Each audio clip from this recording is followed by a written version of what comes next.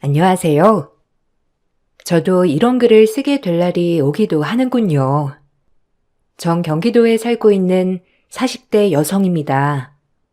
전 홀아버지 밑에서 자랐어요. 하지만 자라는 동안 엄마가 보고 싶다거나 하진 않았죠. 그만큼 아빠가 모든 사랑을 채워주셨기 때문이에요.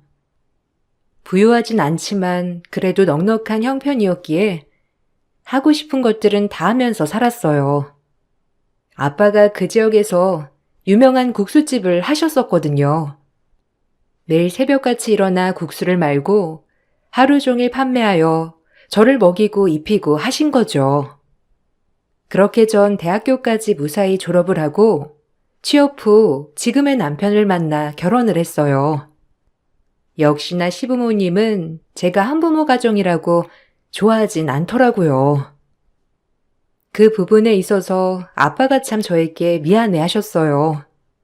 그래도 전 부족함 없이 자랐다고 생각하는데 아빠가 미안해하니 마음이 참 좋지 않더라고요.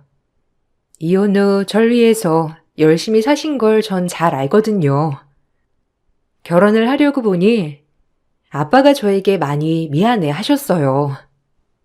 하필 엄마 없는 애를 살림은 전혀 못할 거 아니야. 안 그러니? 보고 배운 게 있어야 하는 게 살림인데 우리 아들 밥 얻어먹긴 글렀네. 뭐 많이 바란 것도 아니고 그냥 평범한 여자애 데리고 오는 걸 바란 건데 그게 그렇게 어렵니? 아유, 속상해서 원. 뭐가 어때요? 요새 그런 게 흠인가? 그리고 내가 무슨 밥 얻어먹으려고 장가가나? 그냥 같이 하면서 사는 거지. 뭐야? 그럼 남자가 주방 들어가서 이것저것 한다는 거냐? 아유, 말이 되는 소리를 해. 네가 그런 걸 어떻게 한다고? 걔 국수집 딸내미니까 뭐 주방 일은 하겠지. 그래도 엄마 없이 자란 애들은 언젠간 티가 나게 되어 있어. 아유, 속상해. 하필이면. 내 며느리가 엄마 없는 애야. 뭐 걔 잘못은 아니다만 우리 아들이 아까워 죽겠네. 정말 꼭 결혼을 해야겠니, 걔랑? 결혼하고 싶어.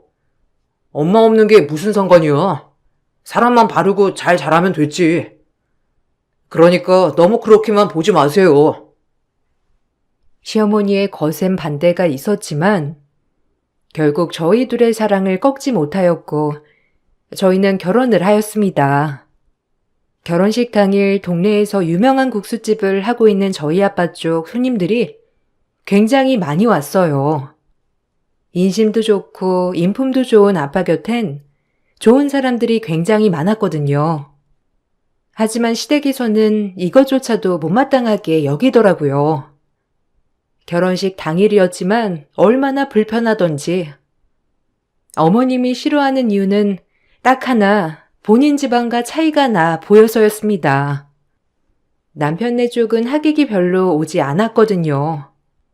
그런데 저희 집은 하객이 많으니 어머니 입장에서 기울어 보인다는 핑계로 저에게 엄청 뭐라고 하시며 나무라시더라고요. 결혼식 당일에요. 아니 무슨 결혼식에 저렇게 사람들이 많이 와? 참나, 저렇게 사람이 좋은데 너네 아빠 이혼은 왜 했다니? 다 쓸데없는 거야. 아휴, 우리가 뭐가 돼? 너무 차이 나잖아, 하객이. 이런 거 하나하나 안 맞아서 어떻게 하니? 정말 마음에 안 들어. 아휴, 속상해. 아빠가 아무래도 장사를 하시니까 이곳저곳 아시는 분들도 많으셔서 그래요. 이해해 주세요.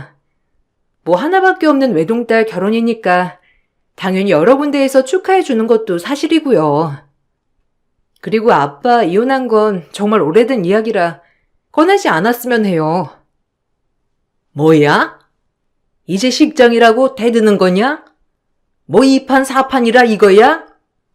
무슨 말을 못하겠다. 하여간 끝까지 마음에 안 들지. 그리고 이혼했다는 걸 이혼했다고 하지. 뭘 숨기니? 너 그게 창피해? 참나 뻔뻔하다. 너조차도 이게 잘못된지 알고 있어? 뭐가 잘못이라는 거예요? 부부가 살다가 마음이 맞지 않아서 헤어질 수도 있는 거지. 너무 그렇게 비합적으로 몰아가지 마세요. 뭐, 비야? 참나. 아주 내가 며느리 살이하게 생겼구나. 벌써부터 나한테 이래라 저래라. 본성 무시 못하지 아주. 시어머니는 식장에 손님들이 많이 와서도 싫어했어요. 그냥 제가 싫으니 모든 게 싫어 보였던 거죠. 그렇게 속상했지만 결혼식 당일은 무사히 지나갔어요. 하나밖에 없는 딸 시집 보내려고 하니 아빠도 많이 우시더라고요. 제가 할 수 있는 건 아빠에게 잘 사는 모습을 보여드려야겠다는 생각밖에 없었어요. 그렇게 저의 결혼 생활이 시작되었습니다. 결혼 생활이 시작되자 회사를 잘 다니고 있던 남편이 변하기 시작했어요. 조금 낯설게 느껴질 만큼 말이에요. 하루하루가 당황스러운 나날들이었죠. 남편은 야망이 큰 사람이었어요. 본인이 회사에서 어느 정도 위치인지 더 이상 올라갈 수 없다고 판단이 들었는지 갑자기 자영업을 하고 싶다며 노래를 부르기 시작했어요. 전 아빠가 얼마나 고생을 했는지 알기 때문에 무작정 옹호해 줄 순 없더라고요. 자영업이 얼마나 본인을 희생하며 하는 것인데 너무 쉽게 보는 것 같아 걱정이 많이 되었거든요. 하지만 남편을 꺾을 순 없었죠. 나 일 그만두고 장인어른처럼 자영업 해볼까 하는데 어떻게 생각해? 뭐 아버님한테 잘 보이면 국수집 체인점 하나는 내주시지 않을까? 평생 남 밑에서 이렇게 일하려고 생각하니까 숨 막혀. 차라리 내 일하면서 내 몸 갈아 넣는 게 낫지. 자영업이 얼마나 힘든 건데 우리 아빠 고생 많이 했어. 쉬운 게 아니야. 내 시간도 없고 내가 아파도 뭐 입원하는 것도 마음 편히 못하고 지금 회사는 그래도 더 다녀야지. 우리 이제 아이도 가져야 하고 집 대출금도 있는데 안 그래? 장인어른 수입 많이 될 거 아니야. 내 시간 없어도 그 정도 수입이면 할만하지. 내가 잘 돼야 너도 잘 되는 거 아니야? 그렇긴 한데 하여튼 자영업은 좀 생각해보자. 자기 무슨 요식업의 요자도 모르면서 갑자기 국수집 체인점을 한다고 그래. 평소에 그런 말도 없었으면서 그건 좀 생각해보자. 국수집 아니더라도 여러 가지 있으니까 천천히 생각해, 응? 지금은 너무 섣불러. 당신 만나기 전부터 생각했던 거야. 내 사업 꼭 해보고 싶었어. 난 남 밑에서 일하는 거 못해. 내가 부려야 되는 사람인 거지. 그러니까 장인어른한테 잘 좀 말해주면 안 될까? 나 진짜 내 장사 한번 해보고 싶어서 그래. 당신밖에 없잖아, 도와줄 사람이. 갑작스럽게 아빠의 국수집 체인점을 하고 싶다고 조르는 남편을 보자니 마음이 착잡해지더라고요. 그동안 숱한 체인 문의에도 본점을 내면 분명 맛이 변한다는 소신이 있는 아빠였기에 번번이 거절을 하셨거든요. 하지만 남편이 이 국수집에 체인을 갖고 싶다는 말에 마음이 착잡했습니다. 한번 말문이 트이니 남편은 아침 저녁으로 저를 졸라대기 시작했고 하물며 시어머니까지도 저에게 국수집 체인을 해줬으면 좋겠다고 대놓고 압박하시더라고요. 너무 불편한 나날들이었죠. 어떻게 해야 할까라는 고민도 함께요. 남편이 이렇게 원하니 말씀을 드려볼까 싶다가도 아빠의 오랜 신념을 제가 무시할 순 없다고는 생각이 들고 혼란스러웠죠. 아니, 인혁이 국수집 하고 싶어 하는데 네가 그런 것도 연결 못 해주니? 너네 아빠 가게 잘 된다며. 그거 체인 하나 받아서 하면 되겠구먼. 뭐가 어려운 일이라고? 어차피 인혁이가 잘 되면 너도 잘 되는 거 아니니? 나 같으면 말도 꺼내기 전에 해주겠다. 아, 그게 쉬운 게 아니에요. 아빠 사전에 체인이란 없으시기도 하고 동네 장사하는 건데 그렇게까지 하실 분이 아니라서. 그러니까 너한테 얘기하는 거 아니야. 딸 하나 있는 거 그거 부탁도 못 들어준다니? 네가 이 집에 와서 한 게 뭐가 있어? 너 내가 말했지? 엄마도 없고 그래서 본 거 없어서 마음에 안 든다고. 네가 이런 거라도 해야 내가 이쁘게 봐줄까 말까야. 알아? 어머님, 너무하시네요. 엄마 없는 게 제 탓도 아닌데 말끝마다 엄마 없다, 엄마 없다. 어른이 그렇게 말씀하시는 건 좀 아니지 않아요? 뭐야? 아주 날 가르치려 들어 이게? 너네 아빠가 너 오냐오냐 키워서 그런 거 아니야 이게 다. 잔말 말고 체인 좀 알아봐. 그렇게는 못하겠네요. 아빠 가게가 무슨 떡하니 마음만 먹으면 차릴 수 있는 것도 아니고 저한테 압박하지 마세요. 그리고 무슨 분점 저한테 맡겨놓으셨어요? 어머님이 이런 식으로 나오니까 더 말하기 싫네요. 저희 문제 저희가 알아서 할게요. 시어머니는 강압적이셨어요. 제가 마음에 안 드니 남편 체인점끼리라도 뚫어주라며 닥달을 하셨거든요. 이러지도 저러지도 못하는 상황이었어요. 강력히 체인점을 하고 싶어하는 남편을 보고 있자니 너무 거절하는 것도 마음이 쓰였고 아빠의 소신을 알기 때문에 아빠에게 선뜻 이런 얘기를 하기도 어려웠거든요. 하지만 부모는 자식의 모든 걸 꿰뚫어 본다고 할까요? 회사 일을 끝내고 오랜만에 아빠 얼굴 좀 볼 겸 국수를 먹으러 식당에 방문했던 날이 있었어요. 아빠는 반갑게 맞아주더라고요. 역시나 제 깊은 고민을 알고 있다는 듯이 제 얼굴부터 살피시는 아빠였어요. 정말 고맙기도 하고 마음이 안 좋기도 하더라고요. 아이고, 살이 쏙 빠졌네. 무슨 일이 있어? 결혼한 새색시가 왜 이렇게 얼굴이 안 좋아?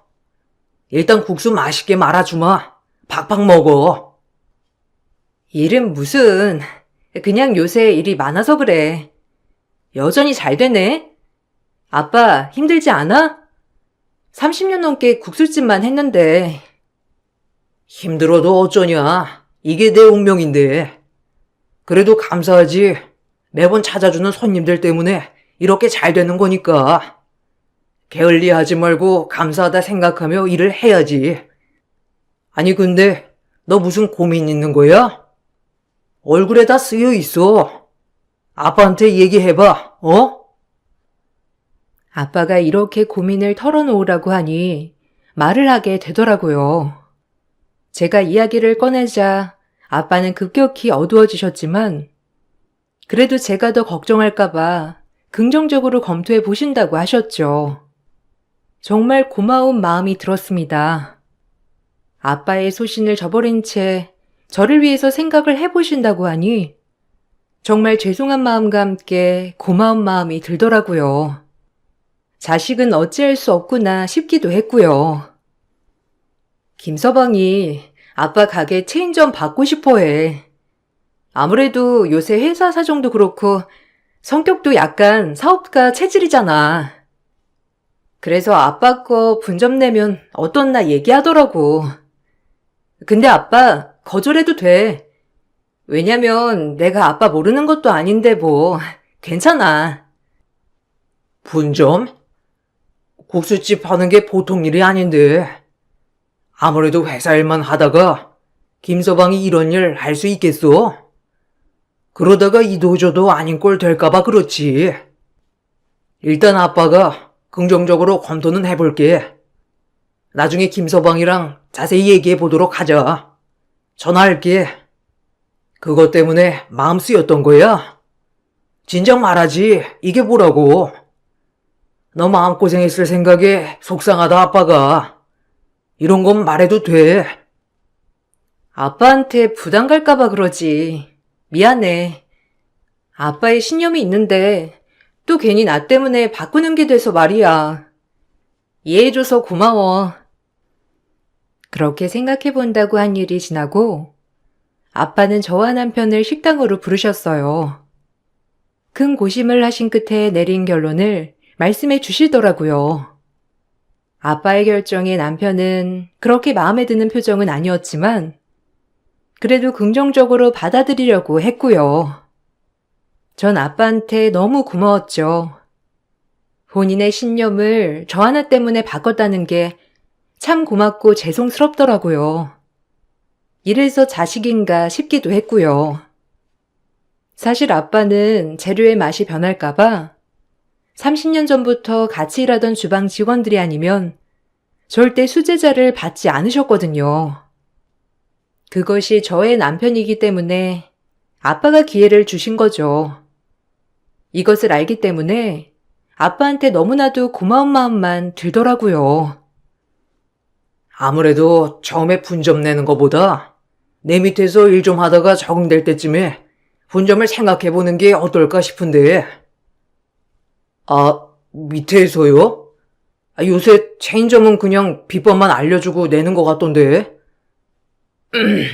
일단 그래도 배워서 해야 하는 건 맞으니까 그렇게 하도록 할게요. 어차피 제가 가업을 잇는 것도 장인어른한텐 좋을 거 아니에요. 알겠습니다. 그렇게 할게요. 아빠, 고마워. 그렇게 생각하기 쉽지 않았을 텐데. 어쨌든 긍정적으로 생각해줬다니까 내가 다 감개무량하네. 고맙긴. 김서방, 사업이라는 게 보통 일이 아니야.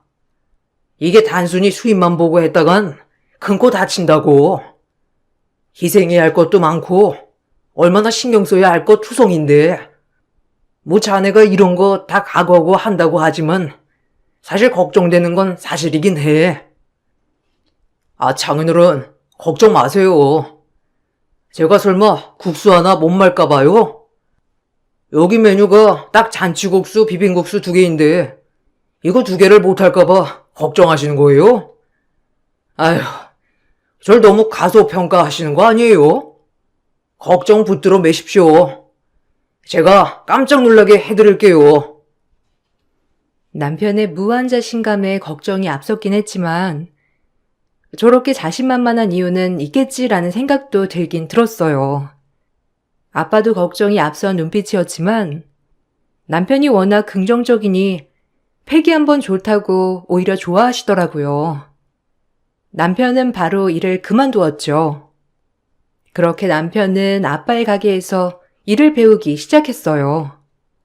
시어머니는 이것조차 못마땅해 하시더라고요. 하지만 아빠의 신념을 꺾을 수 없기에 시어머니는 그냥 불평불만만 할 뿐 별다른 방법은 없었어요. 그저 저에게 퍼부을 뿐이었죠. 아니, 딸 하나 있는 거 사이한테 그거 하나 못 내준다니? 어차피 죽으면 가업 이을 사람도 없는데 사이가 이어준다는데 본인도 좋은 거지. 그걸 꼭 밑에서 일을 배우라고 해? 남자 기죽게. 거기 직원들이 뭐라고 생각할 거야? 아유, 어쩜 너네 아빤 생각이 그렇게도 없다니.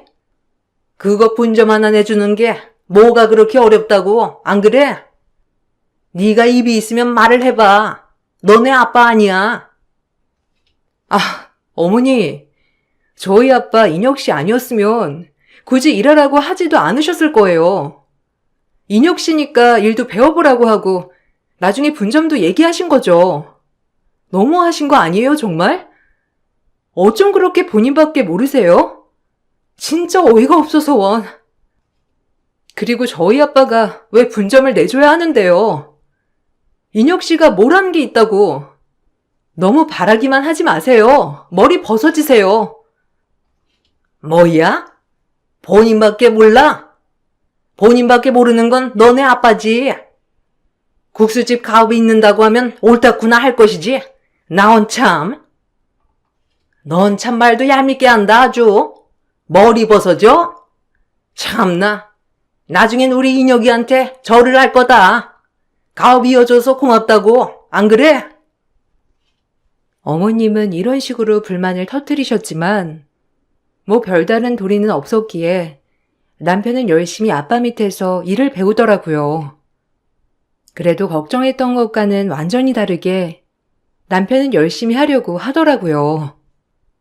그리고 그렇게 몇 개월을 아빠 밑에서 일을 배우며 도왔어요. 그리고 일이 손에 잡히기 시작하자 점점 불만을 토로하더라고요. 제가 우려하던 일이 벌어지기 시작했던 것이었죠. 남편은 열심히 하겠다는 말도 얼마 가지 않아 아빠의 사업 방식이 마음에 들지 않는다며 지배와 불만을 토로하는 일이 잦아졌어요. 듣기에 힘들더라고요. 이런 걸 다 감수해야 하는 게 맞는 건데 본인 말만 맞는다고 하니 좀 어리석어 보이기도 했고요. 아니, 아버님. 그냥 너무 융통성이 없으신 것 같아. 손님도 더 받고 할 수 있는 거를 가지고 그렇게 육수를 꼭 오래 끓여서 손님들도 기다리게 만들고 집에 가게 만들고 답답하다니까. 이래서 젊은 사람들이 장사를 해야 해. 난 절대 안 그래야지. 그러니까 아빠 가게에 손님이 많은 거야. 육수 맛이 변하지가 않으니까. 자기 너무 그렇게 얘기하지 마. 그러면 손님이 줄겠지. 처음엔 많다가도. 아빠 신념이니까 아빠한테 일 배울 거면 똑바로 배워. 자기는 지금 배우는 입장이잖아. 아빠 30년 넘게 장사하셨어. 그 신념 지키면서. 이렇게 손님들 유치하는 게 쉬운 건 줄 알아? 벌써부터 걱정이다 진짜. 내가 운영하면 더 잘하지. 걱정 마. 아버님보다 내가 훨씬 더 잘할 거니까. 분점만 받으면 아마 본점보다 더 잘 될걸? 남편의 불만이 터져나온 만큼 좀 어이가 없었지만 그래도 그러려니 했습니다. 처음 하는 일이기도 하고 남편도 워낙 곱게 자란 편이기 때문에 본인밖에 모르는 사람이기도 했거든요. 서서히 일을 하면서 아빠를 이해할 거라고만 생각했어요. 그리고 남편은 점차점차 늦기 시작했죠. 아무래도 늦은 시간까지 장인의 기술을 배우느라 늦나 보다 생각했습니다. 이런 사이를 아빠가 좀 더 예쁘게 봐주셨으면 좋겠다 하는 마음도 당연히 있었지만 엄격하신 분이니 오죽하겠거니 했어요. 가족들도 안 맞는데 뭐 남이야 더 안 맞겠지라는 생각도 있었고요. 그렇게 남편이 분점을 위해 아빠에게 일을 배웠을 때 저에게 청천벽력 같은 일이 일어났습니다. 아직까지 믿기지 않지만 정말 다신 겪고 싶지 않을 일이었죠. 얼마나 슬프던지. 여기 대학병원이야. 장인어른 위독하셔. 얼른 여기로 와. 너무 놀라지 말고. 나도 이렇게 전해야 하는 게 슬프다. 뭐? 무슨 말이야? 건강하던 아빠가 갑자기 왜 위독하단 거야? 곧 갈게. 아빠 좀 잘 보살펴주고 있어. 알겠지? 남편의 부름에 달려간 병실. 아빠의 임종도 보지 못한 채 아빠는 돌아가셨습니다. 남편 말로는 일을 하다 주방에서 미끄러지셔 쓰러지셨는데 싱크대 모서리에 머리를 부딪혀서 뇌출혈로 사망을 하신 거라고 얘기하더라고요. 너무 충격적이었어요. 의사 사인도 뇌출혈이었고요. 아무래도 정말 쓰러지면서 싱크대에 부딪힌 게 사실이었죠. 정말 믿을 수가 없더라고요. 주방이 미끄러웠나 봐, 그날따라. 아버님이 원래도 그렇게 열성적이잖아. 일하시다가 그만 미끄러져서. 아, 어떡해? 말도 안 돼.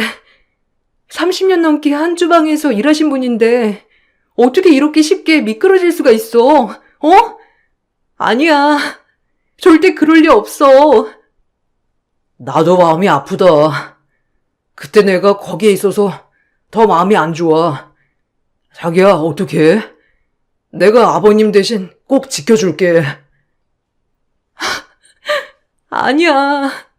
우리 아빠 이대로 돌아가실 리가 없어. 이건 다 거짓말이야. 우리 아빠가 이렇게 쉽게 돌아가시다니 절대 아니야. 평소엔 지병이 없어서 더 이해가 안 가더라고요.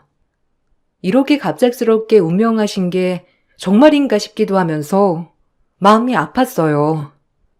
저의 하나뿐인 가족, 그리고 절 평생 지지해주던 아빠가 그렇게 예고도 없이 돌아가시게 된 것이죠.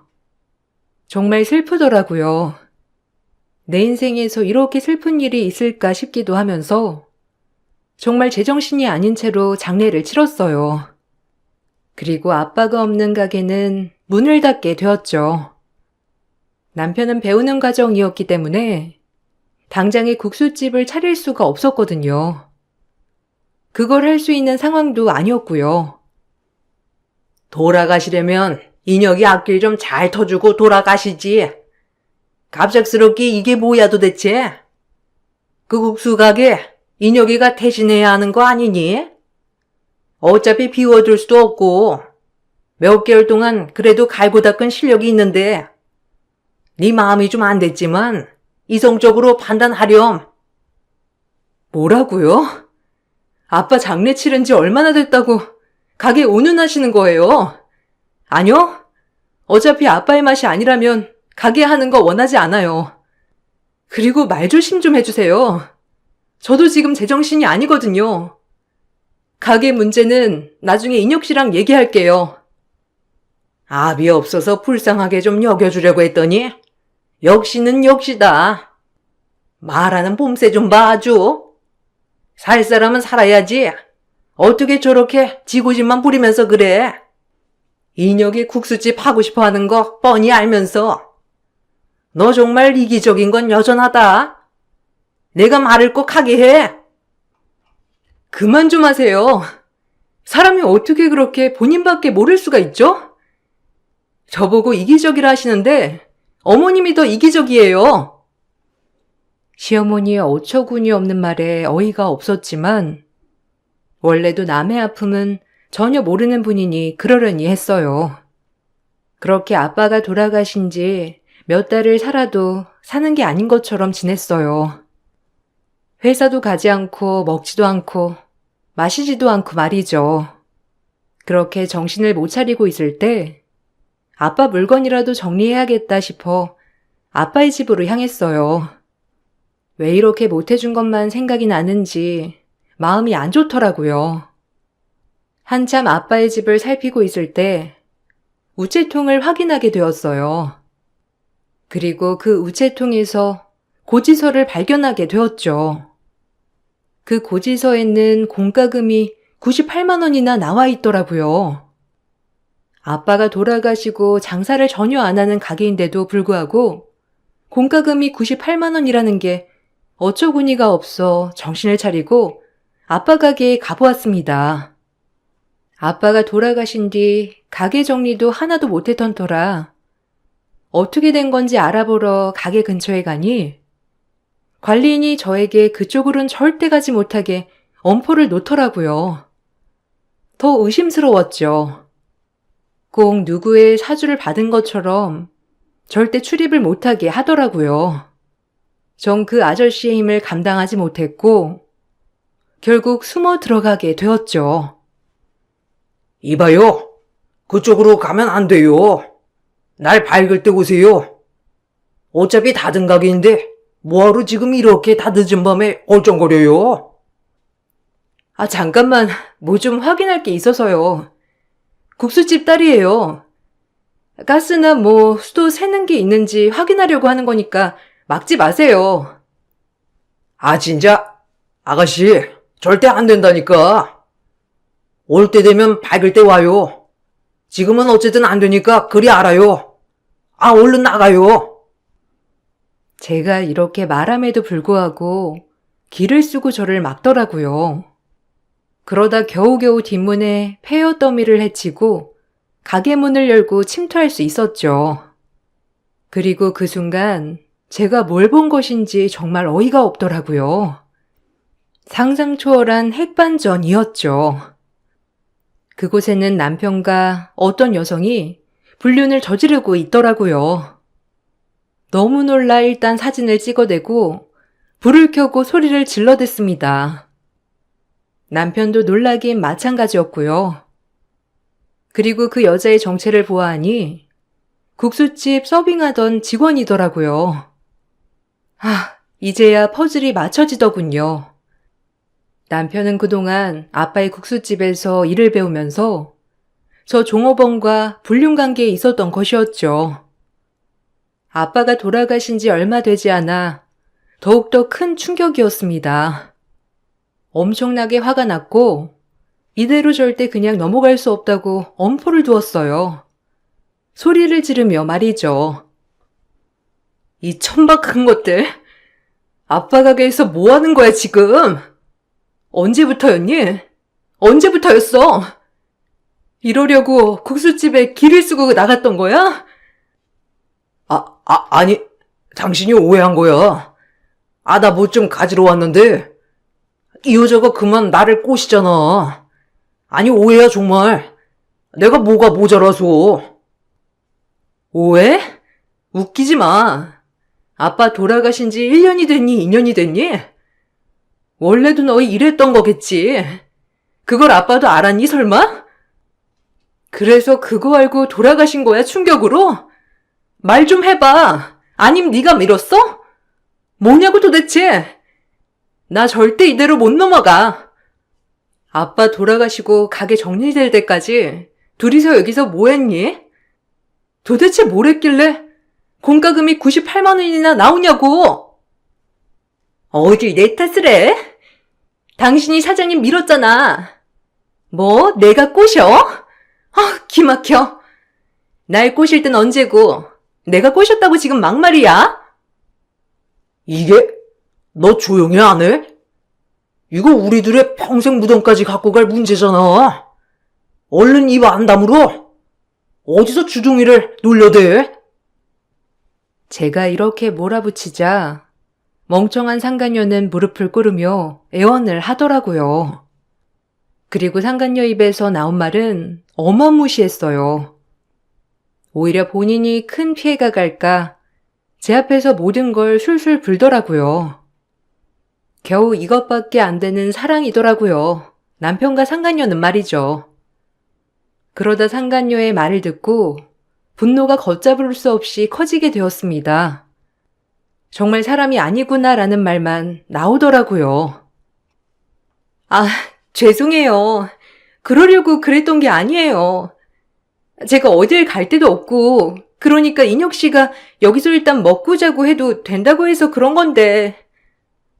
전 인혁 씨가 시키는 것밖에 한 게 없어요. 그러니까 저한테 잘못 묻지 말아주세요. 네? 뭐래? 네가 애초에 작정하고 날 꼬신 거잖아. 네가 날 꼬시지만 않았어도 아버님 돌아가시지도 않았어. 알아? 뭐라는 거야? 당신이 날 꼬셨지. 그날도 사장님이 우리들 관계 알고서 당신한테 따지다가 당신이 밀어버렸잖아. 그래서 싱크대 쪽에 머리 부딪혀서 돌아가신 거잖아. 이제 와서 나한테 모든 걸 덮어씌우려고 해? 사모님, 제 말 좀 믿어주세요. 네? 뭐? 그런 거였어? 그리고 뻔뻔하게 여길 네 집처럼 썼다 이거지? 그리고 우리 아빠를 네가 죽인 거네 그럼. 아니, 너네들이 죽인 거네. 아빠는 알고 있었어 그럼? 너희들 불륜을? 그러다가 네가 밀어서 돌아가신 거야. 그걸 나한테 미끄러졌다고 하고 속이고. 이게 눈 감으면 해결될 줄 알았니? 이 살인자 새끼들. 내가 알게 된 이상 가만 안 있어. 알겠어? 아니야. 내 말 좀 들어봐. 정말 실수였어. 내가 어떻게 사람을 죽여, 그냥 살짝, 아주 살짝 뿌리친 건데, 아버님이 중심을 잃고 쓰러지신 거야. 어떻게 내가 죽였다고 할 수 있겠어, 안 그래?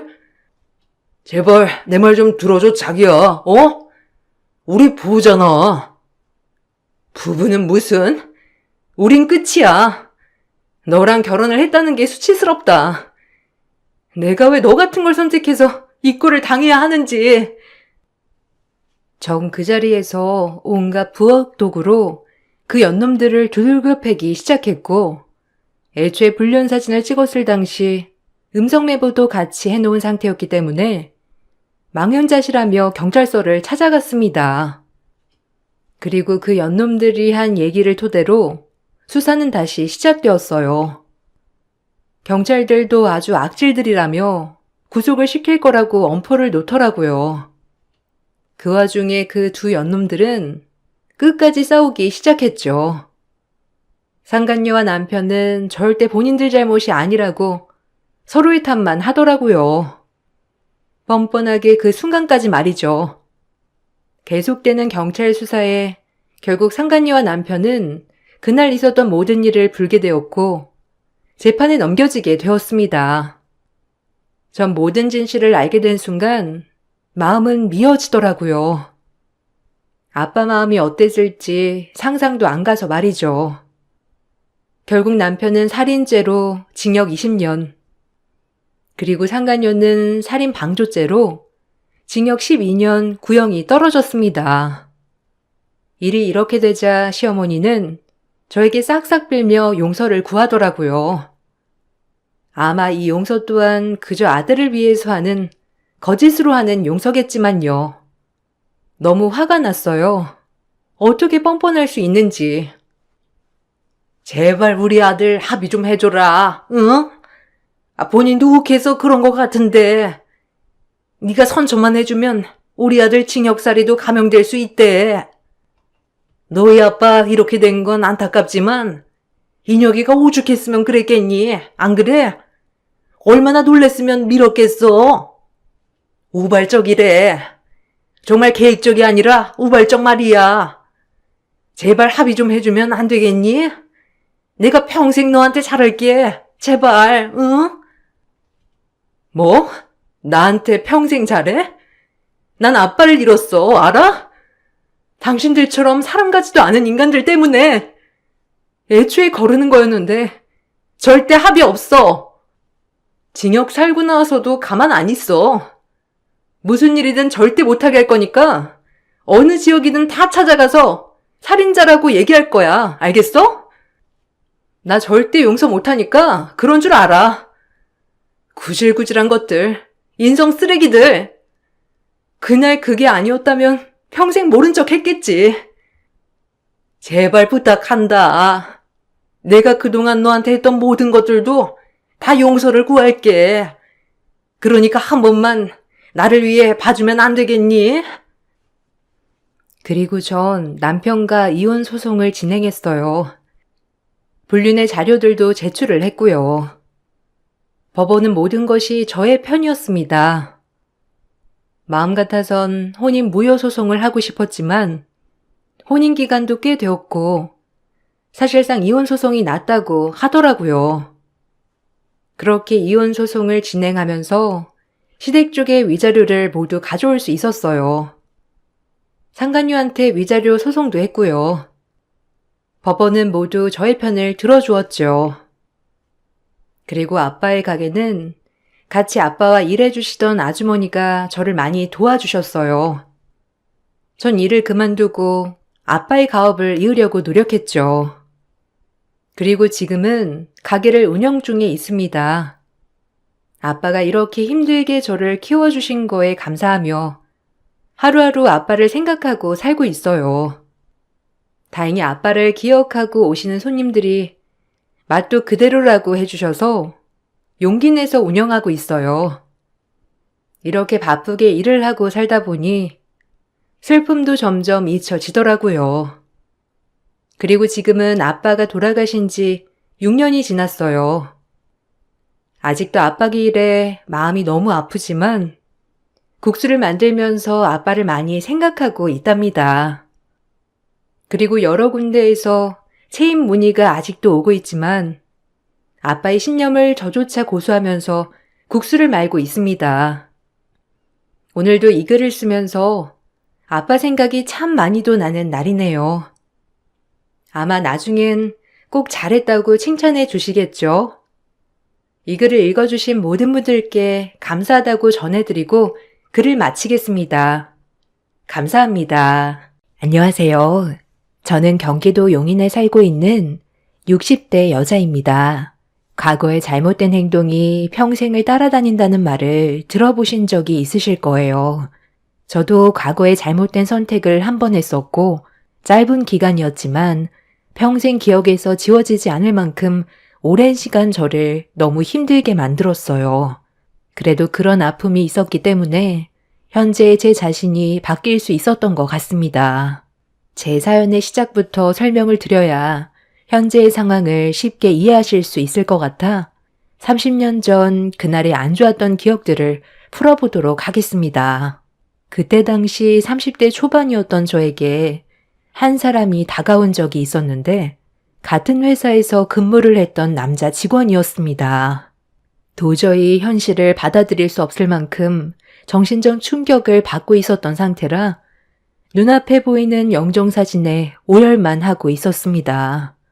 한날 한시에 부모님이 세상을 떠나셨는데 그때가 가을이었어요. 한창 단풍이 짙게 물들었던 시기라 부모님께선 단풍여행 가신다면서 주말에 저와도 함께 가길 원했는데 저는 그때 특근을 해야 돼서 부모님을 따라가지 못했어요. 그런데 그날이 부모님과의 마지막 인사 자리일 줄 전혀 상상하지 못했었죠. 버스 기사의 졸음 운전으로 인해 전복 사고가 났었고 저희 부모님은 현장에서 즉사하셨습니다. 도저히 받아들이기 힘든 날들이었지만 친척, 지인분들의 도움을 받아 겨우 부모님의 장례식을 치를 수 있었는데 3일장을 치르는 동안 같이 회사에서 근무를 했던 한참 어린 남자 직원이 장례가 끝날 때까지 정말 많이 도와줬었어요. 정신을 차리지 못했던 제 곁에서 떠나지 않았던 남자 직원에 대해 뒤늦게 알고 보니 저를 짝사랑하고 있었다는 걸 회사 직원들에게 듣게 되었습니다. 회사 사람들은 부모님까지 여의고 많이 힘들 텐데 좋은 남자 만나서 행복한 인생을 살아야 하지 않겠냐며 저와 남자 직원이 잘 되길 은근히 바랬지만 그건 직원들의 바람일 뿐 저는 전혀 생각이 달랐어요.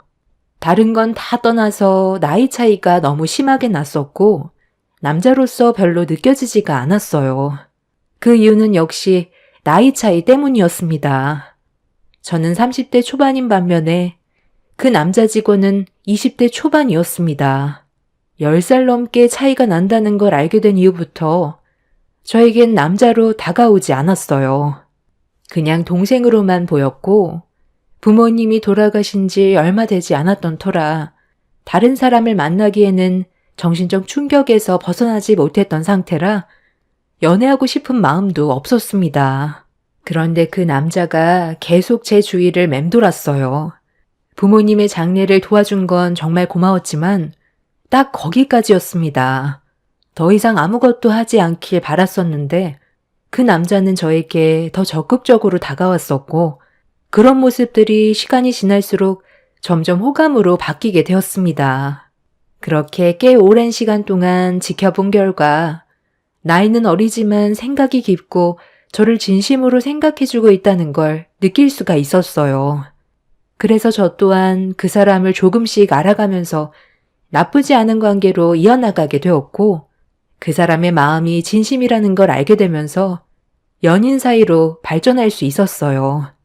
그리고 서로의 감정이 깊어지다 보니 결혼 생각까지도 이어지게 되었죠. 아무래도 제가 나이가 있다 보니 걱정이 많았는데 결혼을 허락받으러 갔을 때 예상했던 대로 그 사람의 부모님은 결혼을 반대했습니다.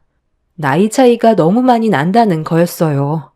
특히 그 사람의 어머니께서 거품물 정도로 강하게 반대를 해서 더 이상의 관계는 이어나갈 수 없을 거라 생각했는데 제 예상과 다르게 그 사람이 밀어붙이는 추진력은 상당했었고 결국 그 사람의 부모님은 두 손 두 발을 들게 되었습니다. 그렇게 저는 그 사람과 새 출발을 할 수 있었지만 결혼 생활은 생각했던 것과 다르게 쉬운 문제는 아니었어요. 부모님이 안 계시다 보니 모든 걸 저 혼자 결정을 해야 했기 때문에 인생 경험이 부족한 저로서는 많이 서툴렀었고 결국 이런 문제가 돌이킬 수 없는 결과로까지 이어져 버렸습니다. 결혼까지는 좋았는데 시댁 생활은 저를 당황하게 만들었어요. 결혼 전부터 마음에 들어하지 않았던 시모는 남편이 안 볼 때면 저에게 온갖 막말을 퍼부었고 저를 대하는 행동들이 날이 가면 갈수록 심해져 가고 있었습니다. 이런 생활들이 지속되다 보면 더 이상 버티기 힘들어질 것 같아 언제나 제 편이 되어주었던 남편한테 시모와의 갈등 문제를 털어놨어요. 그런데 예상과 다른 남편의 반응에 저는 당황했고 변해버린 남편에게 많은 실망을 하게 되었네요. 우리 엄마가 그렇게까지 속 좁은 사람은 아니야. 결혼까지 허락해줬는데 뭐하러 당신한테 함부로 하겠어? 그냥 당신이 결혼을 반대했던 거에 대해 서운한 감정이 있어서 예민하게 받아들이는 건 아니고 내가 봤을 땐 전혀 그렇게 안 보이던데? 엄마가 나랑 결혼하고 며느리로 받아들인 만큼 딸처럼 대해주겠다고 하셨잖아. 그리고 지금까지 그렇게 하고 있고 당신이 마음의 여유를 좀 가지면 좋겠어. 하루 이틀 얼굴 볼 사이도 아닌데 잘 지내야지. 나야말로 그러고 싶어.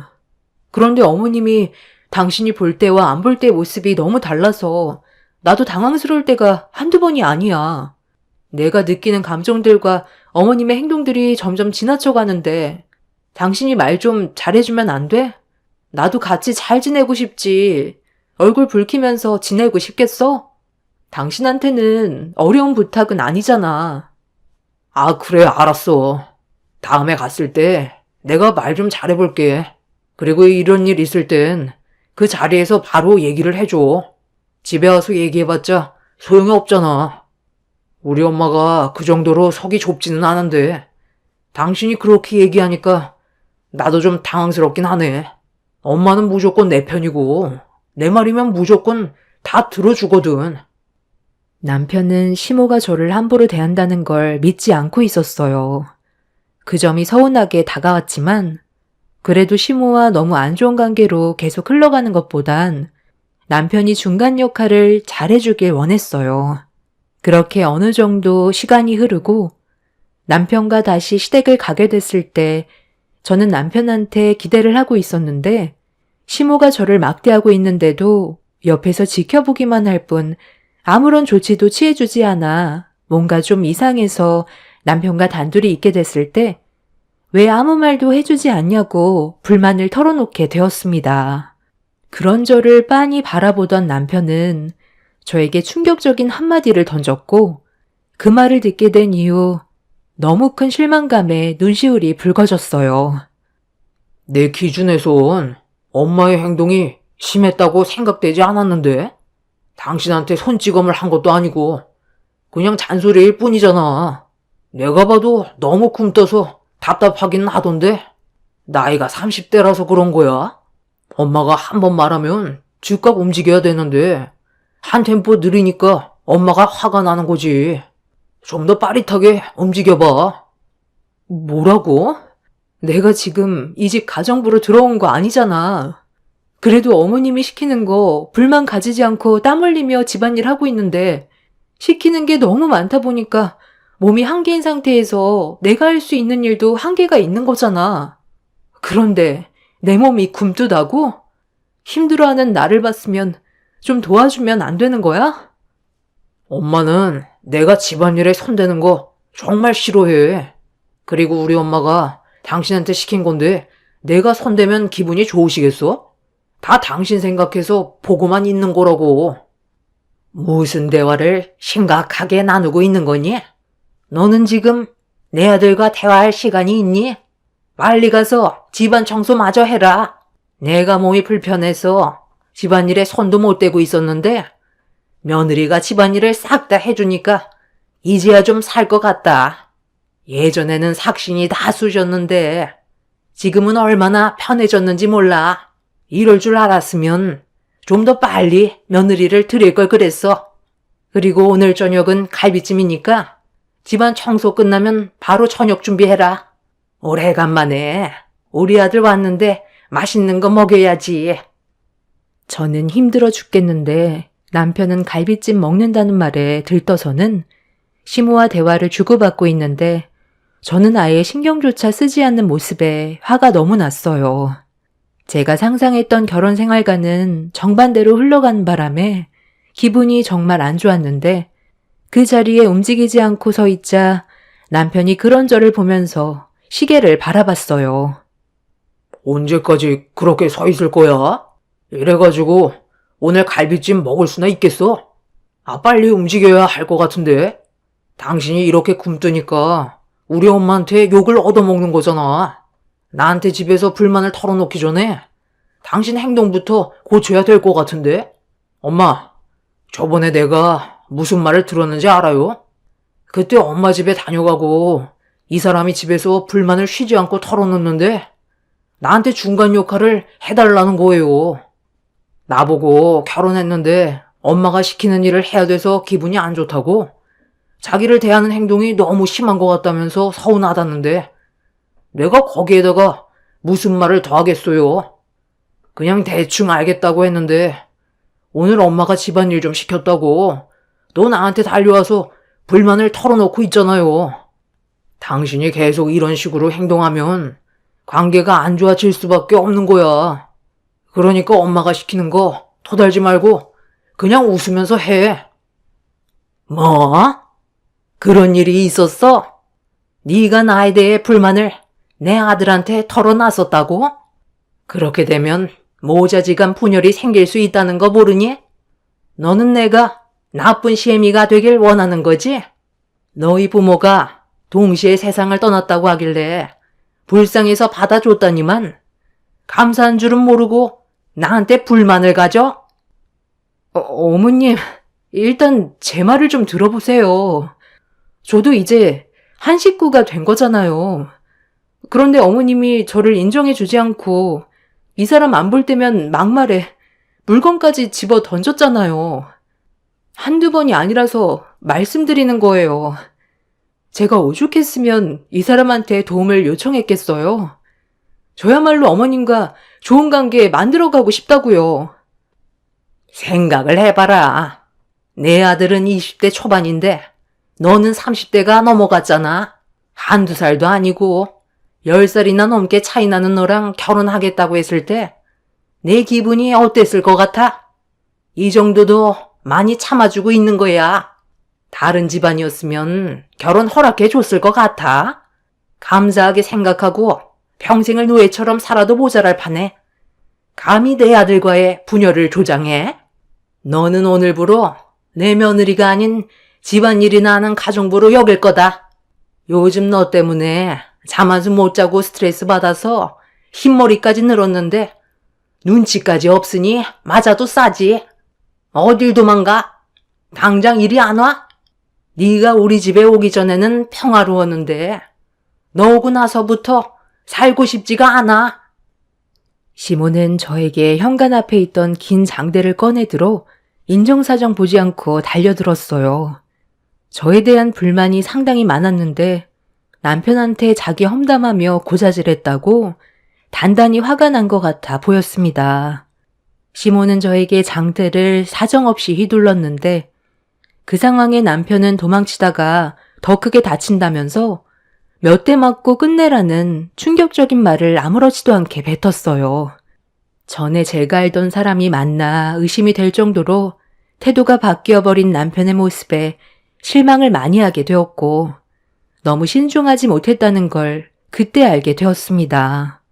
다행히 시부가 방에서 나와 목소리를 높이면서 상황은 마무리가 되었지만 시모의 분노는 이미 머리끝까지 차오른 듯 보였습니다. 그날 정말 힘든 하루를 보냈었고 날이 가면 갈수록 심해지는 남편의 무관심과 저를 막대하는 시모 때문에 점점 버티는 게 힘이 들어갈 때쯤 이혼을 하게 된 결정적인 사건 하나가 터지게 되었습니다.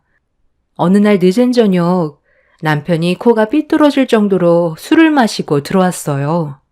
그런 모습이 실망스러웠던 저는 그냥 방으로 들어갔는데 각방을 쓰고 있던 남편이 갑자기 방으로 들어와 저를 붙잡았고 강제로 부부관계를 하려는 행동에 화가 나 망설이지 않고 발길질을 했어요. 지금 뭐 하는 짓이야? 우리가 지금 어떤 관계인지 알면서 이런 식으로 행동을 해? 나는 지금 하루에도 수백 번 이혼 생각을 가지고 있다고. 그래서 나랑 이혼이라도 하겠다는 거야?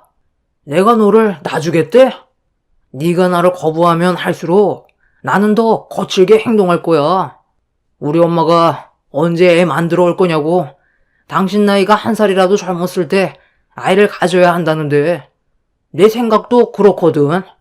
당신이 나랑 결혼을 했으면 할 도리는 해야지.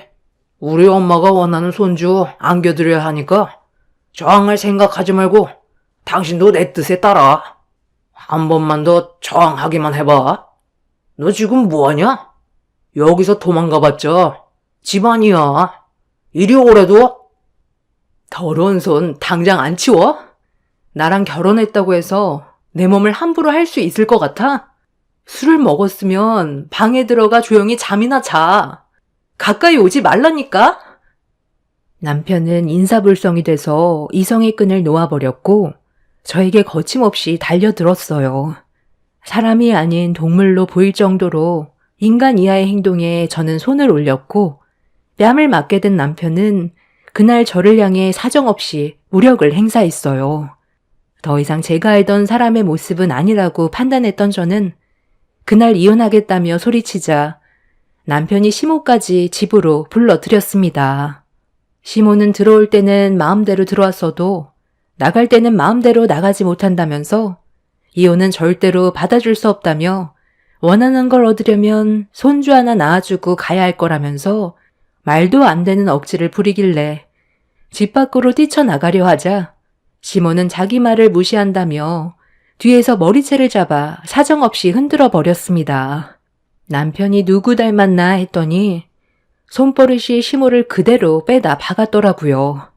저도 이판사판이었기 때문에 집 밖으로 빠져나가려고 시모에게 돌진했고 그렇게 몸싸움이 벌어지는 동안 남편은 술에 취해 그대로 뻗어버려 시모 한바탕 난리가 났는데도 세상 모르고 잠에 빠져 있길래 달려가 뻗어있는 남편을 사정없이 걷어차 버렸어요.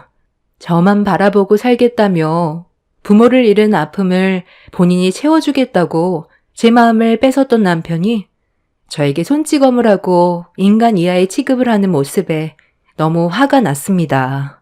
시모는 제가 남편을 향해 쉬지 않고 발길질을 하는 걸 보곤 저에게 또다시 달려들었지만 이미 이성을 잃어버린 상태에서 눈에 뵈는 게 없었기 때문에 분노한 눈빛과 얼굴에 시모는 움찔거리며 뒷걸음질을 쳤어요.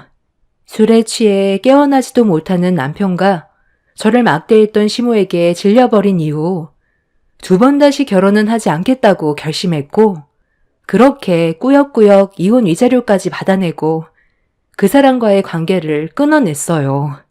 남은 인생 동안 2번 다시는 만나고 싶지 않았는데 한국 땅이 이렇게까지 좁은 줄 전혀 몰랐습니다.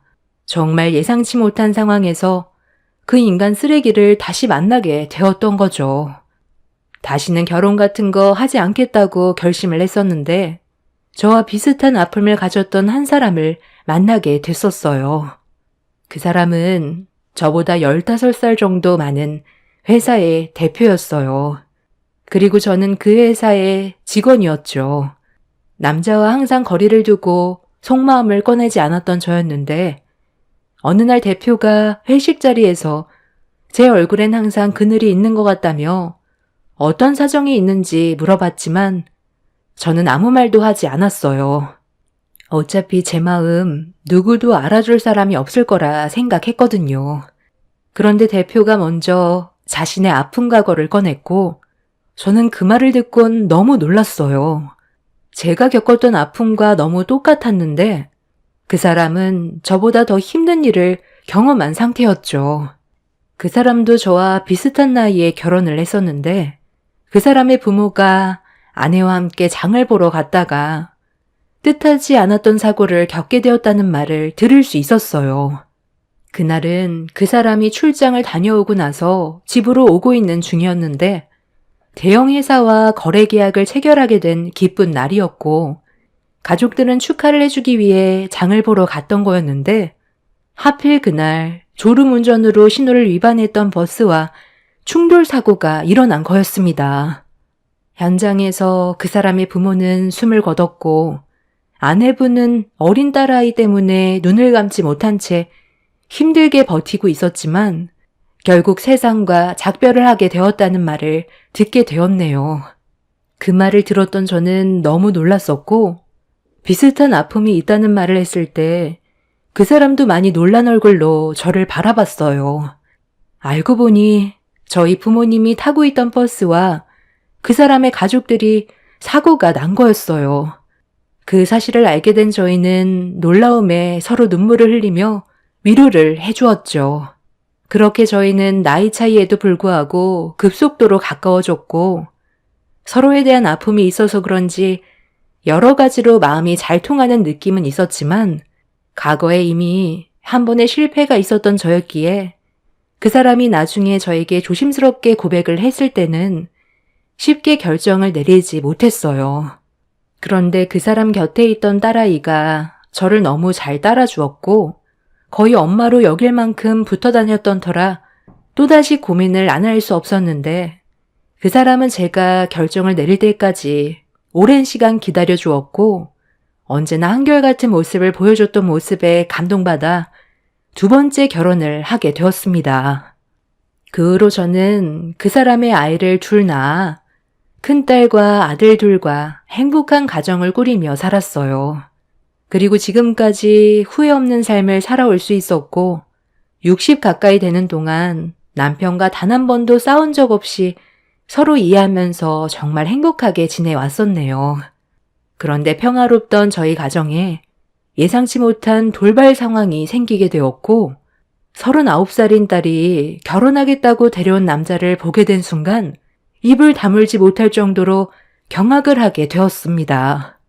제 딸이 결혼할 남자의 사진을 보여달라고 했을 때 직접 얼굴을 보고 얘기하고 싶다길래 대수롭지 않게 넘겼었는데, 인사 온 남자의 얼굴을 봤을 때 왜 그런 말을 했는지 이해할 수 있었고, 남편도 딸이 데려온 남자를 보고 많이 당황했는지 얼굴빛이 사색이 되어 있었습니다. 그리고 더 충격적인 건 그 사람은 제 전 남편이었던 거죠.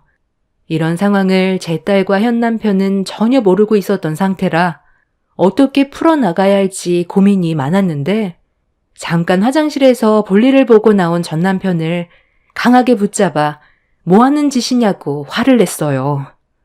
저를 묵묵히 바라보던 전 남편은 제 팔을 뿌리치면서 불쾌하다는 듯 쳐다보았습니다. 세상에? 이게 누구야? 당신 맞지? 똑쟁반 나라는 거 보니까 여기 가정 보러 들어왔냐? 얼굴 안 본 지 30년 가까이 됐는데 예전보다 얼굴 때깔이 많이 좋아졌네. 여기 집안 사람들이 잘해주나 봐.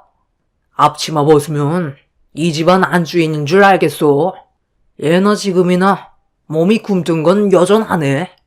아이고 하상아, 그렇게 서빙해서 돈 받아먹고 살 수 있겠냐? 너는 그냥 조용히 하고 가만히 있어. 다 된 밥에 재 뿌리지 말고. 내가 여기까지 오는데 얼마나 많은 공을 들였는지 알아? 이 집안 재산이 570억이나 된다면서? 그 정도 재력이면 남은 인생 평생 편하게 살 수 있겠다. 여기 이렇게 오래 있으면 쓸데없는 의심 받으니까 이제 그만 비켜줄래? 오늘 확실하게 마무리 지어야 하거든. 원래 내 계획은 혼전 임신이었는데 이 집 아가씨가 워낙 비싸게 굴어야 말이지. 결혼 전에는 절대로 안 된다고 하길래 지금까지 호텔 근처에도 못 가봤다. 도대체 나이가 몇인데 혼전 순결이야? 이 집 아가씨가 왜 나를 좋아하는지 알아? 아빠처럼 푸근한 느낌이 들어서 내가 좋댄다. 처음에는 그냥 귀여운 동생처럼 생각했는데 집안 재산이 어마어마하다는 말을 듣고 굴러 들어온 돈다발을 걷어찰 수는 없잖아. 최대한 비위 맞춰주면서 살살 꼬드겼지. 몇 년간 내가 얼마나 공을 들였는지 알아? 그래서 네가 이 결혼할 수 있을 것 같아? 내가 무슨 수를 써서라도 무조건 뜯어 말릴 거니까 당장 이 집에서 나가. 너까지 게 쳐다볼 수 있는 집안이 아니야. 전 남편은 저를 밀치며 거실로 나갔어요. 당장이라도 발로 걷어차버리고 싶었는데 제 딸의 얼굴에 기대가 가득 찬 눈빛을 보니 상처 주는 게 너무 힘들었어요. 저는 여태껏 남편의 아이를 제 딸로 받아들이고 지금까지 모든 걸 쏟아부어 키웠습니다. 낳은 정보다 키운 정이 더 큰 만큼 제 두 아들들보다 큰딸에게 애정이 많은데 전 남편 때문에 상처를 받게 될까봐 너무 마음이 아파졌어요. 제 딸은 30대 후반이고 전 남편은 50대 초반이니 남편과 제 속도 말이 아니었습니다. 저와 현재 남편이 나이 차이가 많이 났었는데도 결혼해서 잘 사는 모습을 보고 자란 딸은 나이 차이가 크게 문제되지 않는다고 생각을 가지고 있는 것 같아 보였습니다. 다른 사람은 괜찮아도 전 남편은 절대로 받아줄 수 없기 때문에 이 사실을 일단 남편에게 알리려고 잠깐 대화 좀 하자는 말을 꺼내려 했는데 아직 서로가 소개를 하지 못한 상태에서 어수선한 자리에 딸이 제가 누구인지 먼저 소개를 시켜주려 할 때 전 남편이 자기가 전 남편이었다는 걸 말하게 될까봐 당황했는지 저에게 갑자기 말을 붙여왔어요. 저기요. 일단 잠깐 자리 좀 비켜주실래요? 제가 오늘 중요한 대화를 해야 되는데 앞에서 어수선하게 왔다 갔다 하시면 대화를 이어갈 수가 없거든요. 어떤 상황인지 아직 파악을 하지 못하는 것 같은데 쓸데없이 크게 만들지 말고 그만 나가줬으면 좋겠는데 나 집안 분위기 망치고 싶지 않거든. 엄마, 중은 씨랑 아는 사이예요? 갑자기 분위기가 왜 이래? 중은 씨가 마음에 들지 않아서 그런 거예요? 그래서 제가 먼저 사진을 안 보여준 거예요. 나이 차이 때문에요. 방금 뭐라고 그랬어? 엄마? 그럼 이 사람이 정연이 너희 엄마란 말이야? 하나도 안 닮았는데 지금 나한테 장난치는 거지? 이런 집안에 이 여자가 안 주인 일이 없다고. 방금 전까지 떡쟁 만들고 정신없이 음식 나르고 있었잖아. 정연이 너희 집에 가정부가 몇 분 계신다며. 그럼 내가 자각한 거였어? 아유, 이런 몰라 뵀습니다. 그게 인사냐? 내가 네 장모다 이놈아. 여기가 감히 어디라고 와? 당장 내 딸한테서 안 떨어져?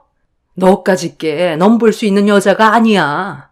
정연아, 내 입으로 밝히긴 그렇지만 저놈은 내 과거의 기억에서 지우고 싶었던 전 남편이었다.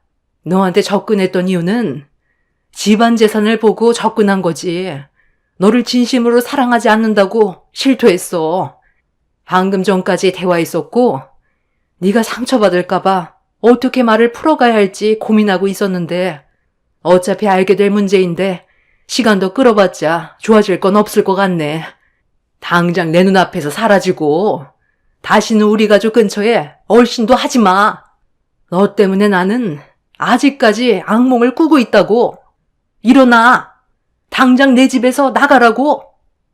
남편과 제 딸은 눈앞에 보이는 남자가 전 남편이었다는 사실에 경악을 했어요.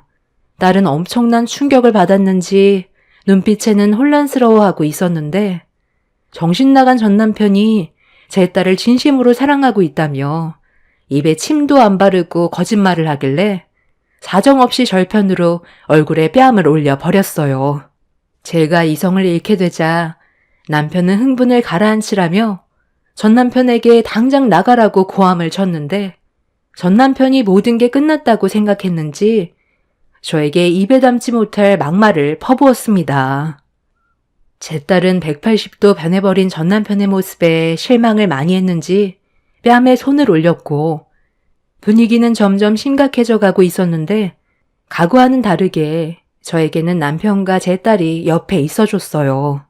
과거에는 부모님이 제 곁을 떠나고 무시당하면서 그 인간들에게 상처를 크게 받았지만 지금은 저에게 든든한 남편과 제 딸이 저를 전 남편에게서 지켜주었습니다. 그렇게 전 남편은 저희 집에서 내쫓겼고 이 일이 있고 난 이후 저희 가족 앞에 다시는 나타나지 않았어요.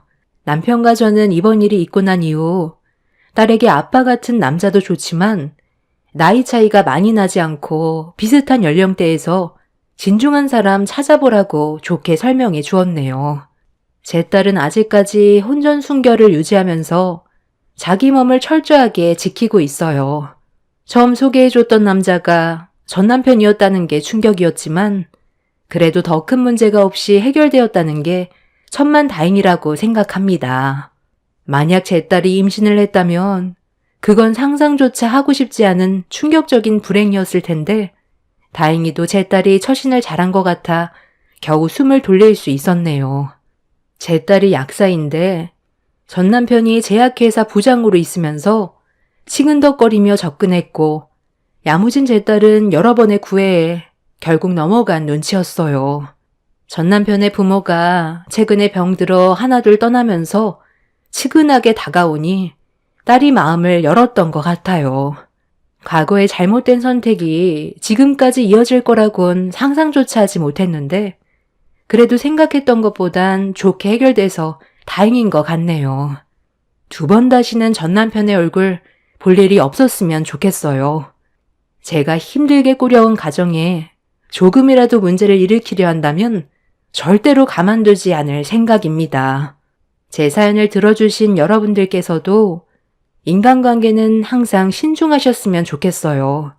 잘못된 선택이 평생을 쫓아다닐 수도 있다는 걸 제 사연을 통해 많은 걸 느끼셨으면 좋겠습니다. 감사합니다. 안녕하세요. 저는 30대 후반 여자입니다.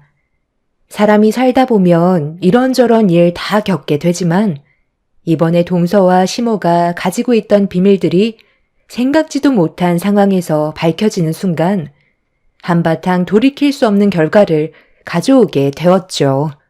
의사인 동서가 며느리로 들어오면서 저는 찬밥 신세나 다름없을 만큼 시모는 저에 대한 관심이 조금도 없었어요. 그래도 동서가 들어오기 전에는 저를 딸처럼 대해주셨지만 한순간에 바뀐 시모의 행동들이 제 마음에 서운함을 남겼습니다.